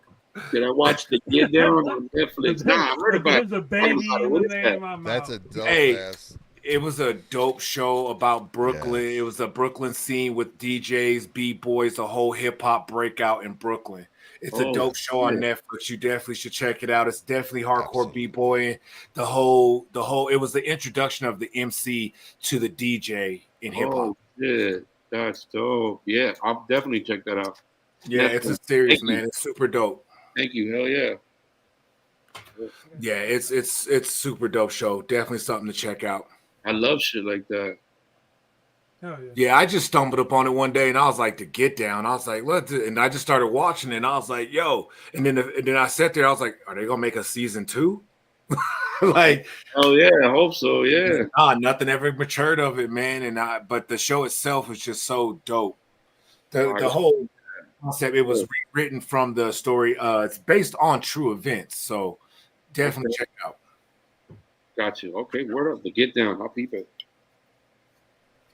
Absolutely, it's something you have to watch. It's a dope show. So, yo, check this out, man. I want to ask you, like, you've got a lot of experience, a lot of time, a lot of memories, and what's the one that, like, that you're willing to share? That's like probably what you would say is your dopest experience of all time, like thus far in your career.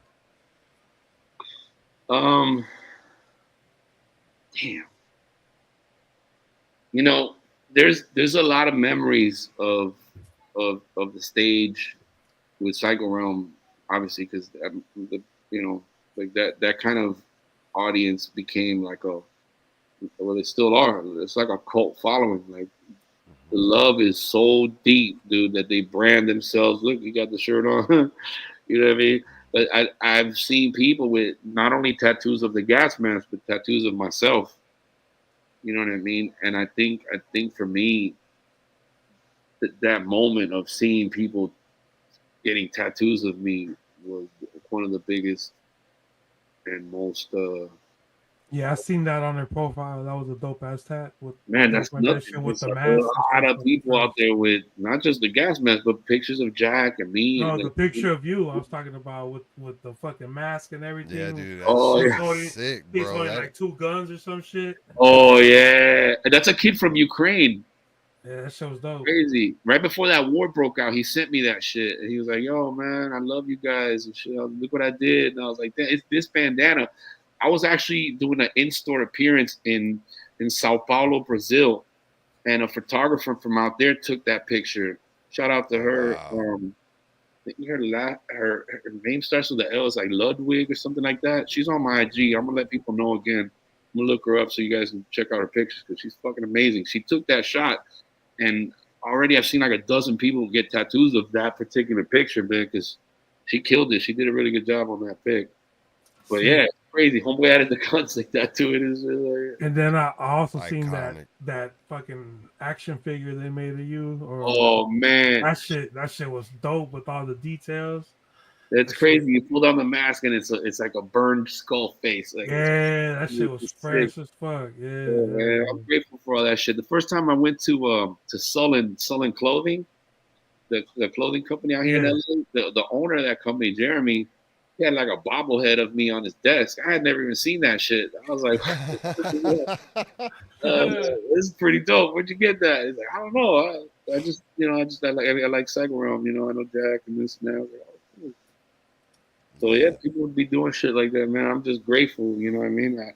I genuinely did this because I love music. I love hip hop, and like I said, I love every genre, but hip hop was my first, became my first genre that right? I had interest in becoming made me want to become an artist. You know what I mean? Yeah. Like, I like guitar, but I don't know. It wasn't for me. I told my mom, yeah, I play it, but I'm not really feeling that. Maybe drums, I would have probably had more fun. But when I hit the turntables, bro, I never looked back. I jumped on the turntables and I was like, man, I was born for this shit. Yeah, I mean, you made your mom proud the day you walked in and said, "Here's 3 months of the rent. Look, mom, I made it. No turning back, man." Keep So your bread in your pockets. Like, yeah. Did you ever buy your mom a crib? No, I wish, bro. I wish, dog. Well, I was a kid, man. I blew a lot of that money on some dumb shit. I'll be honest with you. Understood. Been there, done that.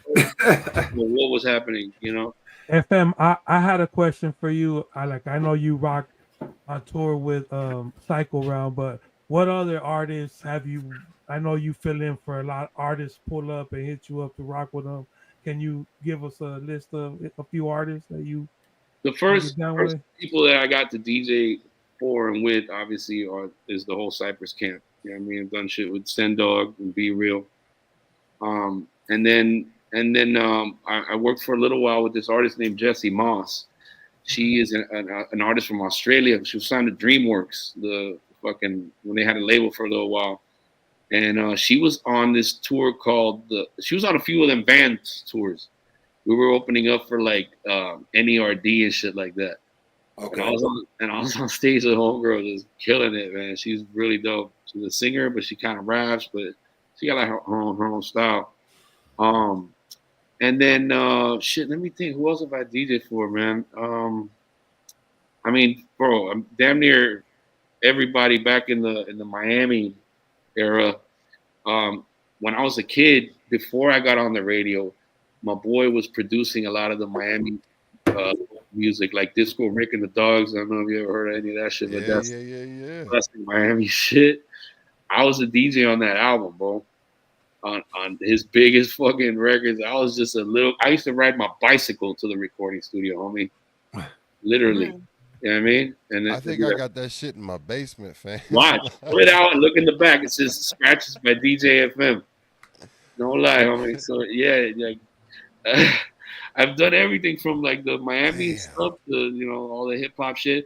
I've DJed for. I'm thinking back all the way to obviously the first guy that I DJed for on stage like in a big way was Mellow Man Ace. Hell yeah. He put me on. He had in his when he was doing Mentirosa and all that stuff. It was him and Julio G, and they were such a dope team. I never wanted to fucking break that up, but him and Julio were already doing different shit. And he was like, I'm not just doing Mentirosa anymore. I'm doing like some other shit, and I want you to roll with me. I was like, okay. And so I did that for him. I DJed for, remember YZ? Yeah. Mm-hmm. YZ, fucking, man, I can't even think right now, but man, yeah, it's been years. Been doing this shit a long ass time. Do you have a favorite show? Is there one show that sticks out to you more than anyone that that you think of as like your crown jewel? I think there's two. There's two because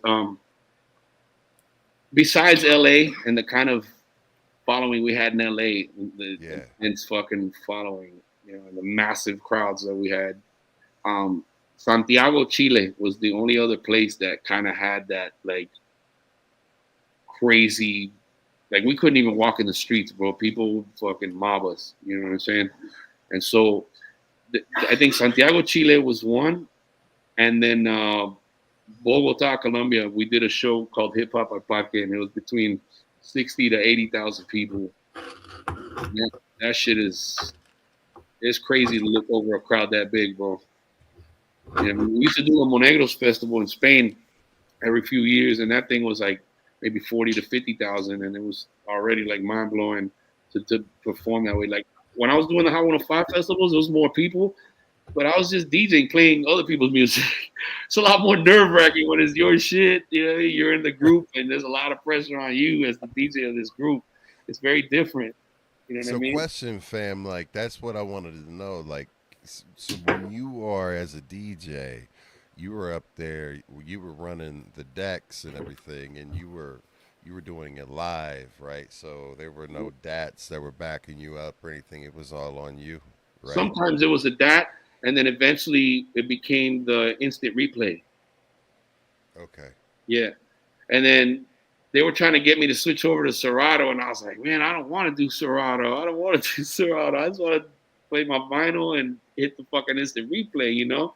Mm-hmm. But eventually I had to upgrade to the Serato, man. It's a lot less.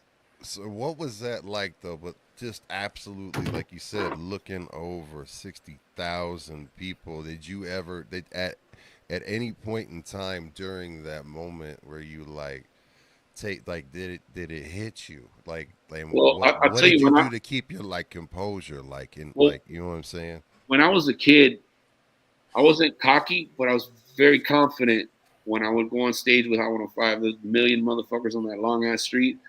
Everybody that was on the radio was performing one after the other, and I was playing the music in between all the acts. So I was there from the beginning of the stage opening to the close.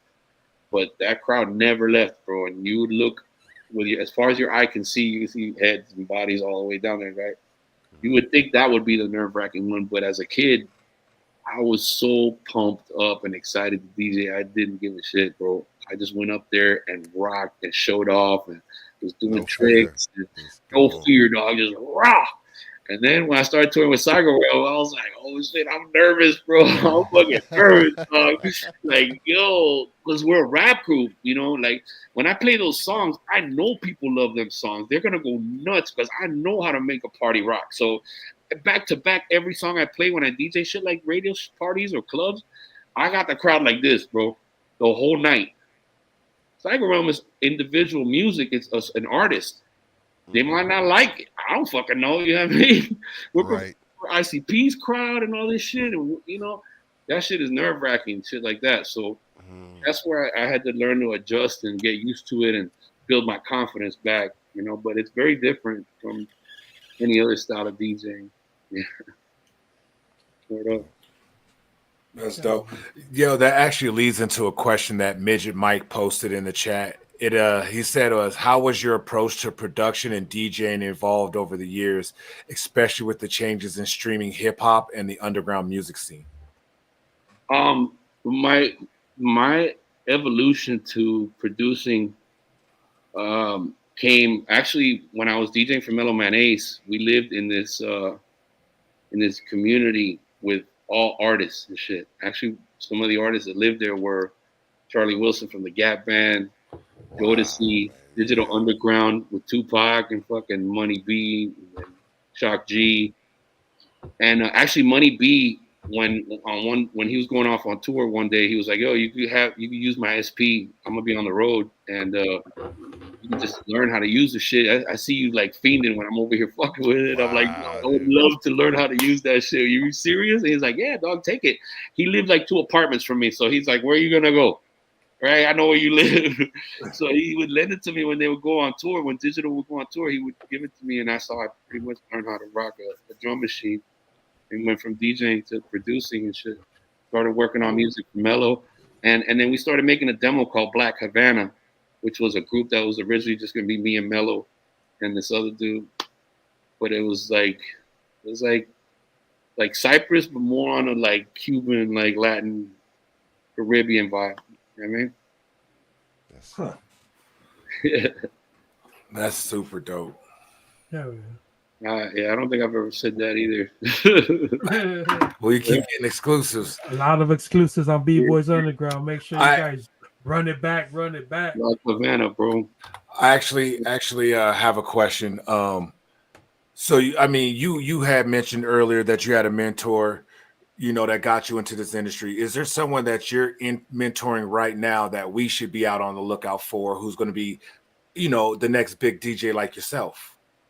Man, unfortunately, no. I don't really connect that much with new DJs anymore because I'm not really doing like that many events. I'm kind of staying in the background a little bit right now from DJing and sticking more in the studio and producing. Right, like for a minute I was doing festivals and shit like that, and I really should do that more. But I'm in the studio and I kind of got the bug, so I'm like one of them ADHD motherfuckers that if I don't do it now, I'm probably gonna forget. You know what I mean? Yeah. Well, I got the itch, and I'm in the studio. I mean, literally, the sun is going up and down behind me, and I'm like awake and asleep. Like, you know what I mean? When I finally my body gives out, that's when I lay down. But I'm working till I can't even stand up no more. I'm in the lab hard right now. I'm working on an album. You know, much how Muggs has his Soul Assassins, is his Yeah. beats featuring different artists. Mm-hmm. I'm working on an album called The American Bastards, and it's Ooh. featuring a bunch of different people and my beats. The first song has already been recorded. It was me and Nate No Face. You heard of that dude? Yep. Yeah. So I already got that one down, and I'm in the studio now with several other artists. Chavo got busy on one of them songs from System of a Down. You know what I mean? Nice. Yeah. So, So yeah, there's gonna be a lot of features, man. A lot of dope features. It's not just hip hop. It's musical as fuck. It's check it hip out, hop. man. It's rock. It's fucking. It's all If kinds you- of shit. So If you would love to be able to do like an online listening party, all right. hit us up, man. We'll do a special event if you want to, and have all the homies pull up and everything like that. We can Oh yeah. feature the music, and you can get reactions from the crowd Hell yeah. and the audience, and like you can also. What I like to do is also when we feature, artists, one of my other questions that I hold dearly is the fact that I like to say, as an artist, you never get a chance to set the table for the person that's getting ready to listen to your music because you don't know how they're going to be introduced to you, right? Right. And what and how and the circumstance, right? Right. So like here, what we like to do is whenever we showcase anything that you do as an artist is like, here, please get us into your headspace, or like tell us something special about this so that the listener can connect with and maybe appreciate it even that much more, connect with it where they might not have connected with it.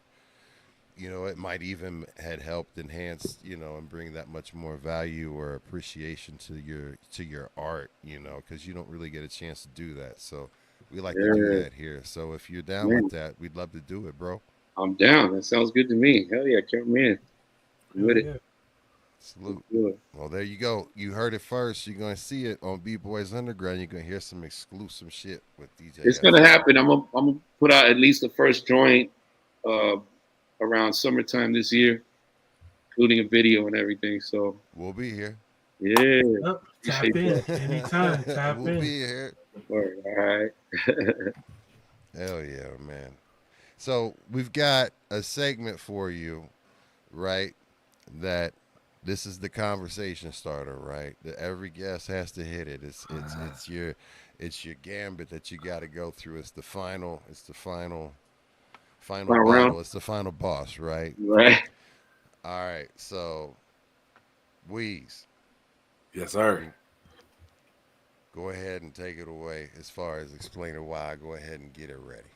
All right, so we gonna pull up the wheel of fates as we call it around here. But it's a who you with. So what's gonna happen is we gonna spin the wheel. It's randomly gonna drop on a name, and it's gonna go verse another name of another artist in the industry. This list was pulled by a time at what they consider the top 100 online, right? So you gonna tell us who you with and why. And look, like what I like to say about this list is, look, man, just like the internet, there's lists. There's many lists. There's lists out Right. there. There's a hell of a lot of lists. Yeah. We're not saying that this is the list. We're just saying that this is a fucking list. And It's just a list. It's a list. Put the bitch on the wheel and It could spin be it. So, groups versus solo artists, but it could be a female versus a man versus a female, man versus man. You never know how this wheel's gonna land, but it's who you with and why. Gotcha. And Okay. so what we're gonna do is we're gonna re-rack this bitch if it's something that's gonna be preposterous. Like we're not going to let's get you an easy You're out. like, he shouldn't deal with either one of these. Don't worry, Yachty is not on it. All right, let's do it. All right. All right, so first up, man, let's see here. Who we got?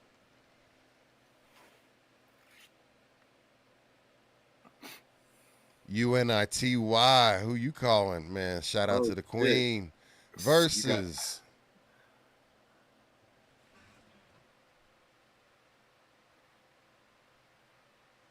Guru. Oh, damn. Ooh. Told you it's a random wheel, man. Okay. Now I'm not gonna try to sound obviously sexist or some shit, because but dog, I mean, Latifah is the queen, right? And I give her props for what she's done, because nobody's done what she's done. Respect to her, dude. She's fucking dope. I remember Ladies First, like a lot of really Oh dope, man. right? But, but excuse me. But the Guru, man, the Guru holds a very special place in my heart, bro. He was, Gangstar all day. yeah, he was one of those. Gangstar, it's got to be the short shot. Dog, I have so many of his songs in my head right now, from Above the beginning and clouds. all them lyrics. I love Latifah and I respect what she's done for the industry, because she deserves all her flowers for that. But why I'm going with the Guru is because he's been close to me in here for a long time, bro. All them lyrics, that to me is hip hop, brother. And I mean, for me, Hard to Earn is one of the greatest albums ever. You know what I mean? And Premier was a friend that would again, much like Busta and them, call me when they'd come to town. I would pick up the Guru and I would pick up Premier and I would take him everywhere. I would even take him to rival stations and be like, "Yo, don't tell them I'm from Howard 05. I'll roll with you. I'll take you to the station so y'all can do your drops and your reviews and shit. Just don't tell them who you're with." You know what I mean? And I would they were my boys. So I just got the ultimate respect for them, man. You know what I mean? Especially Guru. Rest in peace. Facts. I was gonna ask you if you had any dope Guru stories of Premier. Man, I do. Premier used to bring me along not only to the hotel and to go eat breakfast and go pick him up from the airport, but to go to the gigs, dog, and stand next to him on stage to watch him go from putting vinyl on the stage. I'm like, bro, you have balls of steel, homie. How are you not nervous that the needle's gonna skip while he's rapping? Like, how the fuck do you do that? And he's like, because I make sure there ain't nobody on this fucking stage. You know what I mean? Like, and I'm like serious about this shit. I can't have nobody up here. Nobody Like, bouncing. okay. Yeah. So you showing me mad respect now because you're keeping me close. You know what I mean? So, and when that's one dude that, as the years passed and I didn't keep in touch with him, I regretted, man, because the icon that he is. I wish I would have befriended him a little more and been cool with him that way, because he was good to me. Him and Guru, whenever they came to town, they showed respect. I got to chat with Premier last week on a call with Jazzo, and it was one of the most humble dudes I've ever had the pleasure of having a phone conversation with. It was like I've never met the man in person, but he talked to me like we've been friends for years, and I was just like, man, that is dope. Yeah, respect for respect, man. I love that. Yeah. Yeah, that's why those dudes have longevity, man. All that shit's important. You know what I mean? Absolutely. How you treat people is a big part of how long you last in any business. And Premier's been killing it still. I mean, my God, the stuff that he is working in, like all of these prods, he is absolutely destroying and embodying stuff, man. Yeah. Oh, yeah. All right. So 3's the magic number. So that was 1. Okay. Here's number 2. I mean, we got to keep it hip hop. So 3 is a magic number. First up. Ooh. MF Doom. Oh, shit. Ooh, okay. Versus. All right.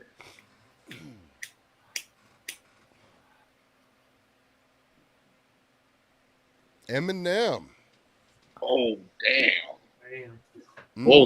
I've not seen this combo before. They're so different, bro. They're so different from each other. It's crazy.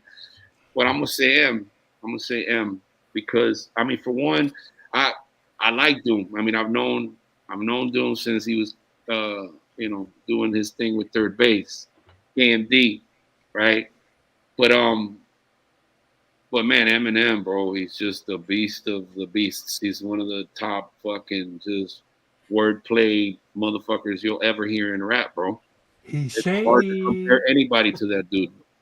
I mean, like, who? Damn, sorry, MF Doom, but yo, M is a beast, dog. And MF Doom is hip hop, like this, street, rhyme wordplay. But M is so clever with his metaphors, dog. Like to me, that wordplay is exceptional. You know what I mean? So You I got give it any to him dope on that. Eminem stories or Doom stories? I do have an Eminem story, bro. I'm like fucking Forrest Gump, dog. I'm everywhere. You seen that movie when he's standing next? I to know you are. Like this is what we're finding out. Like we need like a part. I don't know. We need like a part 1, 2, and 3. Like Hey, so yeah, man. I So remember pretty much we just need to use the wheel to pull up a story. Like, all right, spin the wheel. What you got? I'll tell you this: when I first heard of Eminem, ICP being from Detroit, they knew him and they had heard him, and he handed them a demo as well. This was And so he before was the like, beef. "Check out this kid from Detroit. We're gonna show it to you." And he wasn't even out yet, dog. And me and Duke were like, "Who is this? My name is motherfucker. I don't like this shit. I didn't like it at the time because all I heard was hi. My name is hi, right?" And I wasn't feeling it. You know what I mean? I didn't know what was next. I didn't know how, what this guy had, his talent and everything that was coming.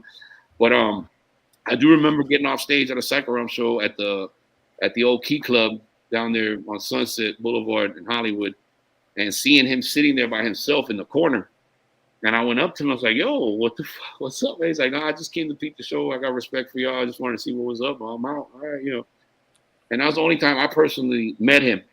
But we did a show one time in Las Vegas, and it was us, Mobb Deep, and him.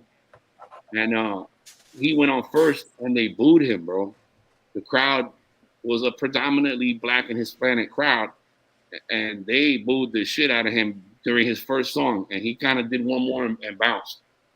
We got on, and I told the story on We Don't Smoke. Also, we got on, and I fucking ran from the stage to where they were, from the DJ booth to where they're performing, because I'm used to being with them.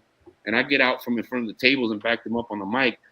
And I had a ski mask on, and I had to run from where the booth was to the stage. And one of Mobb Deep's crew threw Hennessy in my face. He saw me, he turned around, and was like, "Oh, ski mask." And he kind of, what is this dude doing in a club with a ski mask? And he got scared, threw the drink in my face. And I was like, "I'll be back."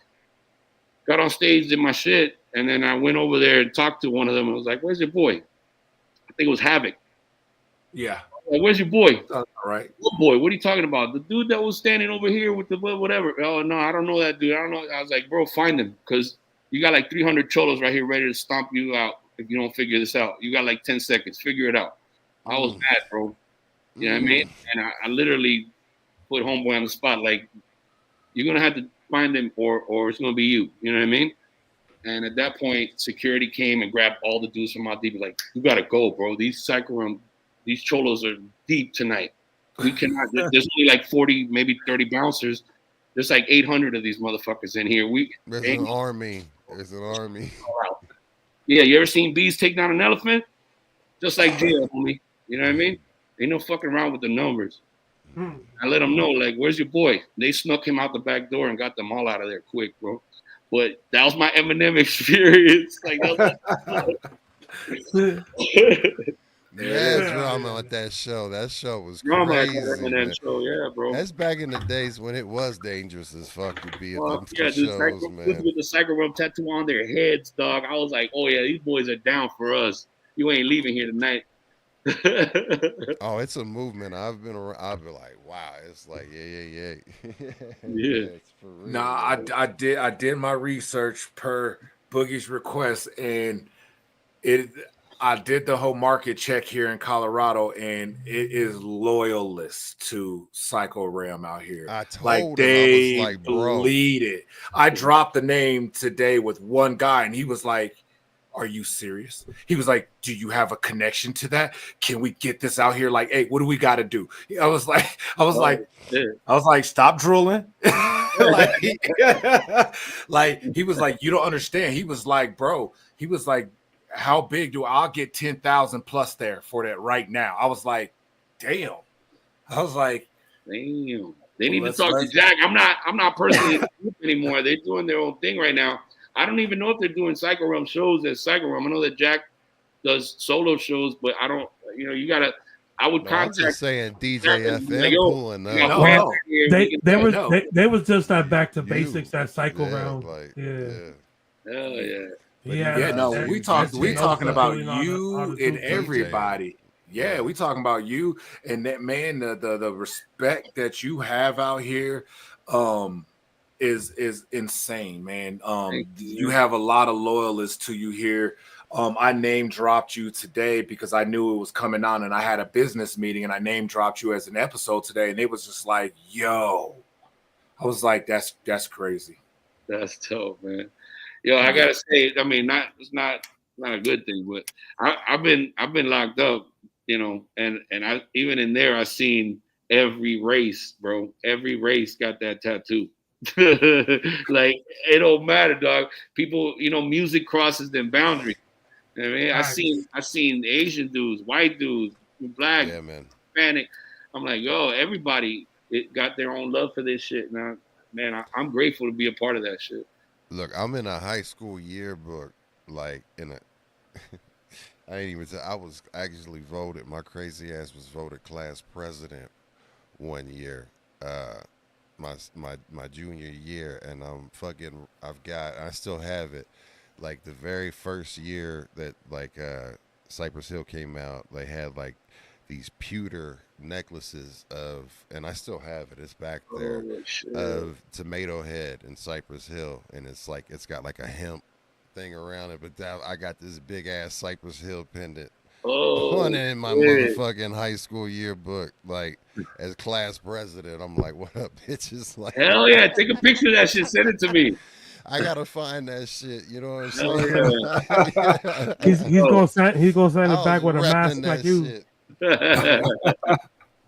I got kicked out of school one day for wearing a fucking Cypress Hill shirt on. It was like it was one of the ones that like had all the weed leaves on it. It was just all. Did it say like, Funky Cypress Hill shit in the back or Funky Field? That was like they were like, you know, you can't. Yeah, that's probably why. Fuck out of here. They was like, fuck out of here. I got the fuck out of here. But it said Funky Cypress Hill shit. Yeah, man, this is shit. So you go to school with that. It's not gonna happen. I walked into school and I walked right back out. I was like, oh, you got a weed leaf in the front and the word shit in the back. You need to go home. I'm skipping the day. Like, it is what it is. And if the cops bring me back to school, they're gonna kick me back out. So that's all good. Yeah. Let's play the game. Fuck it. Yeah, man. And speaking of playing the game, we got one more go. We got one more go. Let's do it. All right, so let's see who we got. Wheel's been good to us. We got Brother Ali versus. Okay. Sorry, Weez. Go ahead. I'm not used to you being here all the time, so. Oh, you good, man? You good, man? I'm a part-time host, man, so excuse me. Jizza of the Wu-Tang. Oh, man, you come on. Let's get it. This one coincidentally hit on an artist who I really don't know a lot about, and one who I'm a huge fucking fan of. It's gonna be easy for me, bro. All right. So, all right. Jizza all day, bro. Jizza all day. As a producer, I mean, an MC, whatever, he does his thing. But dog, to me, as a producer in the hip hop game, he's one of the greatest all time, for sure. GOAT in the game. So you like the new album? Oh, I haven't heard the new album. No, I haven't even heard it. They got new Wu shit? They got a new album. They've been leaking samples all over the internet. They're about to hit a tour with it, and they got a new album dropping. Oh shit! I need to check it out. I haven't heard it. Wu's coming. Yes. The Wu is coming again. Is it good? It's dope, man. Everything I've heard so far, and now I'm talking about every member. Oh damn! Wu. Yeah. So you got Inspector, you've got Jizza, RZA, the Chef, Meth. Man. I mean, a whole. And they're all doing that residency in Vegas now, right? Too. Yes. Word. Damn. Okay. Cash rules everything around me. Yeah. Get the money. dollar bills, y'all. Yeah, Make it rain in bro. Vegas. My God. So that was Dope Jizza story. Any dope Jizza stories? No, I don't. I really don't have any stories Or about Woo? just Any of the Woo? the or the Woo. The only thing is that we played a Rock the Bell show where I seen them damn near kick Steve-O's ass. I was at that You shit. were there. You I were was there. at that shit in San Bernardino. That shit. We performed that shit. Yeah, I was That's at that legendary shit where they pressed Steve-O and made him apologize. They pressed his ass like, you better apologize right now. We're gonna launch your ass right off this stage. Raekwon pressed his ass. Steve-O's the homie, yo. He's a big Psycho Realm fan, by the way. If you look up Steve-O / Psycho Realm, you'll see him doing videos talking about us, talking about they're the kings of the coast, and we love it. He knows every lyric and shit. He came up to me. I'll give you a Steve-O story.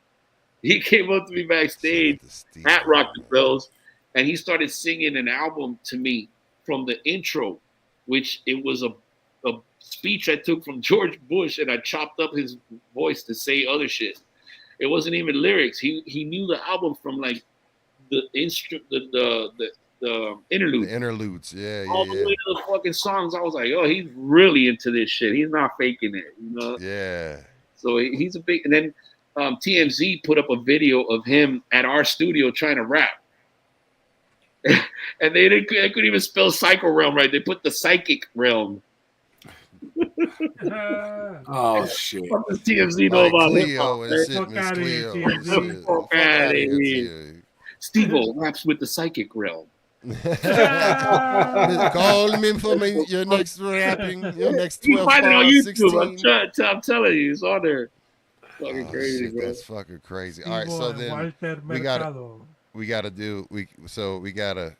say in lieu of Brother Ali, we have Please Be Good. Brother Ali's dope. He got bars. No, that was a note. Was that what I think it was? Nicki Minaj. Yeah, let it go. Let it go. I'm gonna be honest with you. Let it go. Play it. Bring it. Whoever it is, let it go. All right, here it is. Big Daddy Kane. Ooh. Versus Jizza. Versus who? The Jizza, right? Big Daddy Kane versus he ran back that. He ran back Brother Ali. Yeah, because you wasn't familiar with Ali. Yeah. Ooh, okay. Damn, that one is. It can't be that easy for you. You got an original versus Game Changers. So we're talking production. Like for me as a producer, Jizza on another level. Big Daddy Kane is an MC though. Yeah, I gotta give it to Kane. You know what I mean? Like just Kane is a hip hop icon from the golden era, bro. And you know, when me and Jizza were barely learning how to wipe our ass, he was putting out dope hip hop shit. You know what I'm saying? Yeah, he was. Yeah, so I gotta give my respect to him. Any Kane stories? Kane? Nah. The only close thing I have to that is that when I was on the radio in Miami back in the early 90s, like 91, 92, I got to go to Cold Chillin' Records and meet everybody over at his label. You know what I mean? And just kind of vibe out there and shit. But I didn't see him. I didn't meet him or nothing. So, but yeah, big respect to him, man. All right, so I have two requests, and we'll let you out, man. Right. Like, if you could, got any dope stories about KRS-One? KRS, I do. But I mean, recently he came to the pod, and I kind of got it was up to him or whatever. But I didn't really talk to him or nothing like that. He was on after us. But I'll tell you this: I got two stories about KRS. One, we did a small event in LA, tiny venue on Santa Monica Boulevard, and hip hop. I mean, imagine. We were on the bill and KRS, bro, and the place was a tiny venue. Imagine that shit. This place was beyond crowded. It was fucking bananas, and a lot of people were outside mad because they couldn't get in. Just the capacity. You feel me? KRS was scratching his head the whole time, like, who the fuck are these dudes? Like, why do they have so many people here? Like, holy shit, whoever they are, they got fucking fans. He didn't say it, but you can see it in his face. Like, who the fuck are these kids? Because there's a lot of people here wearing them T-shirts and wearing their shit. And he came out, and people were like, yeah. But towards the end, they were already screaming, Psycho. They're getting antsy, and our fans are no joke, bro. So when he got off, he literally went first, like yo, y'all do your thing. Don't worry, I'm just gonna fucking whatever.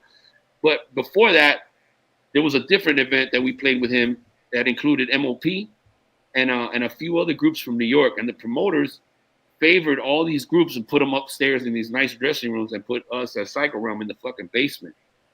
And I went up to the dude and was like, hey, bro, why are we in the fucking basement, dog? And everybody got dressing rooms and shit. And like, oh, no, it just worked out that way. I'm sorry, you know, whatever. And you guys are the opener. So, you know, I was like, oh, we're the opener. Okay, cool. We go outside, and this fucking huge venue is packed, bro. Packed. I mean, from the entrance all the way. I mean, and it was a big venue. I want to say like 10 to 15,000 kids. Packed. We get on stage. We kill it. Fans are going nuts. We get off stage, we're like, all right, we're going to be signing autographs at the booth. Bro, that place emptied the fuck out, homie.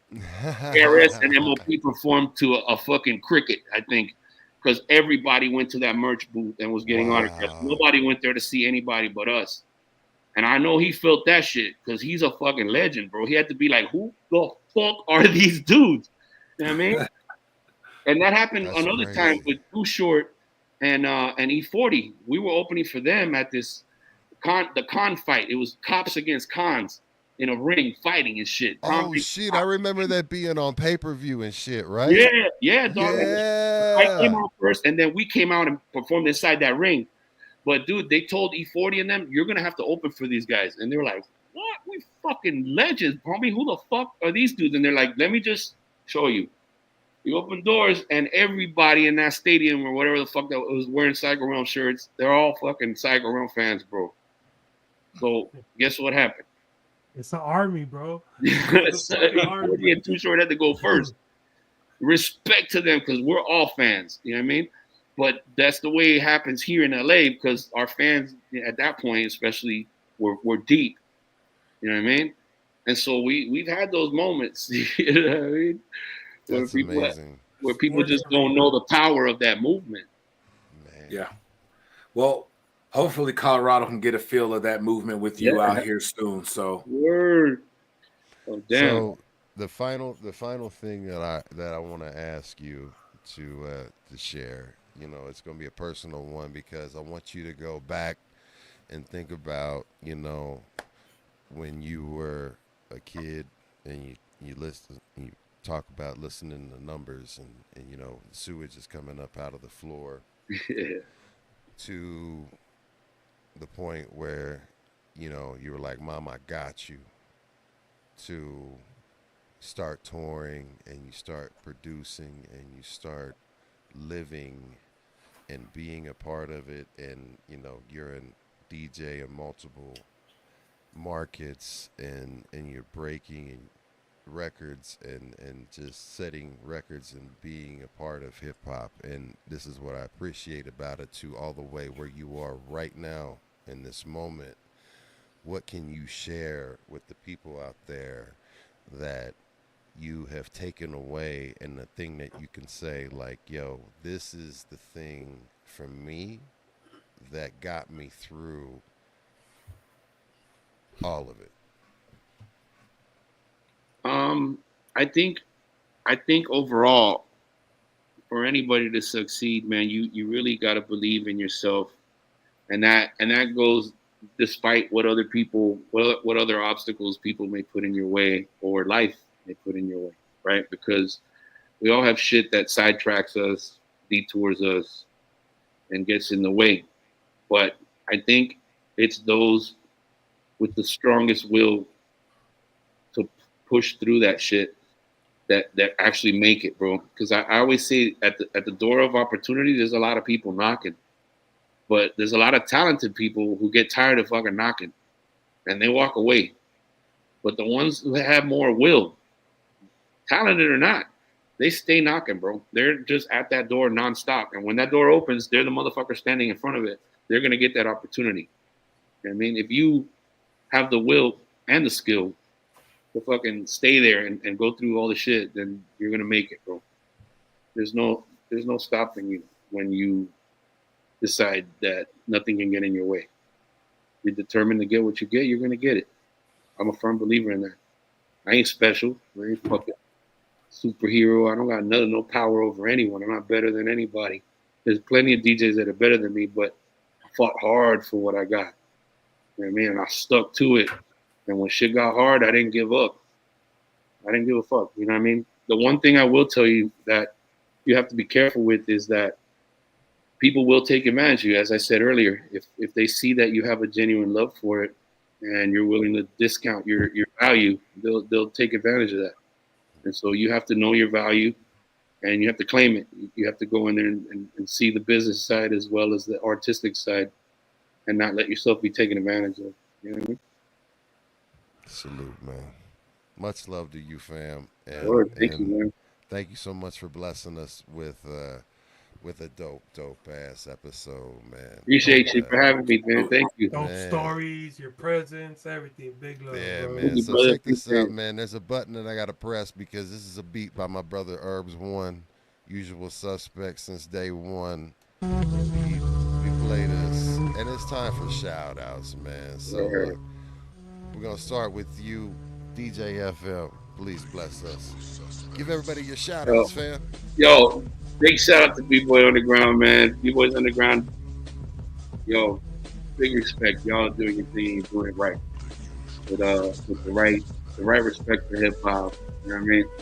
And the right approach to interviews and all that shit, man. I got a lot of love for y'all, and I'm gonna definitely pass the word on to people who keep it, man. Big shout out to Be Real, Sen Dog, my brothers who have, been a big intricate part of my career and my life. So big shout out to them. Everybody at Be Real TV, we still there. You know what I mean? We're there every day 2 to 4 p.m. and then in the mix right after. You know what I mean? Whether it's Be Real or Psycho Les, myself, C-Los, Javi Lopez, C-Minus, just legendary fucking DJs in the mix. Check us out, Be Real TV. Check me out at DJFM_LA. And like I said, big shout out to people in the ground, man. Thanks for having me. Salute, man. Thank you so much for that. Big Weez, shout outs, fam. Yeah, shout out to everybody that joined in with us live tonight. Everybody that was in the chats on YouTube, everybody that was in the Twitchverse with us, even on Facebook. So shout out to everybody that joined us. Shout out to Boogie. Shout out to Mad Way. Shout out to G Fresh. That's it, man. Shout out to the wife. Hell yeah. Mad Ways, shout outs, fam. Man, shout out to my B-Boys family, to you, Boogie, to you, Weez, G-Dash, everybody that pulled up in the chat. I see you. Midget Mike, Gorilla Strong, also Herbs One, let's get it. And man, to you, DJ FM, for pulling up with some great fucking stories, bro. And appreciate you, everything you've done for hip hop. And man, big love, bro. You already know. Let's get it. Word. Absolutely. So yo, it's been another episode of B-Boys Underground, number 69. DJ FM, thank you so much for being a part of this episode. You are always welcome. You are one of us. I'm looking forward to having you back again and again and again and again, and hope that you become a friend of the B-Boys Underground. So thank you so much for that. Got to give a big shout out to all the usual suspects. That is you that is in the chat that shows up live day in, day out, supports the usual suspect family, the B-Boys Underground family. As far as everything that we do, I love you. I appreciate you. You've been with me throughout my entire journey. So that means a lot to me. And I got lastly, give a big shout out to the folks that keep me ticking. That's my amazing wife, Mama Boogie, and my two amazing twin kiddos, the Wonder Twins. So with that being said, keep it positive, keep it pushing, stay in the present, and keep persevering. Y'all split that. One love. We're the B-Boys Underground, and we are out of here. Shout out to G-Fresh. Much love to you, family. Rallo. Peace. Rallo.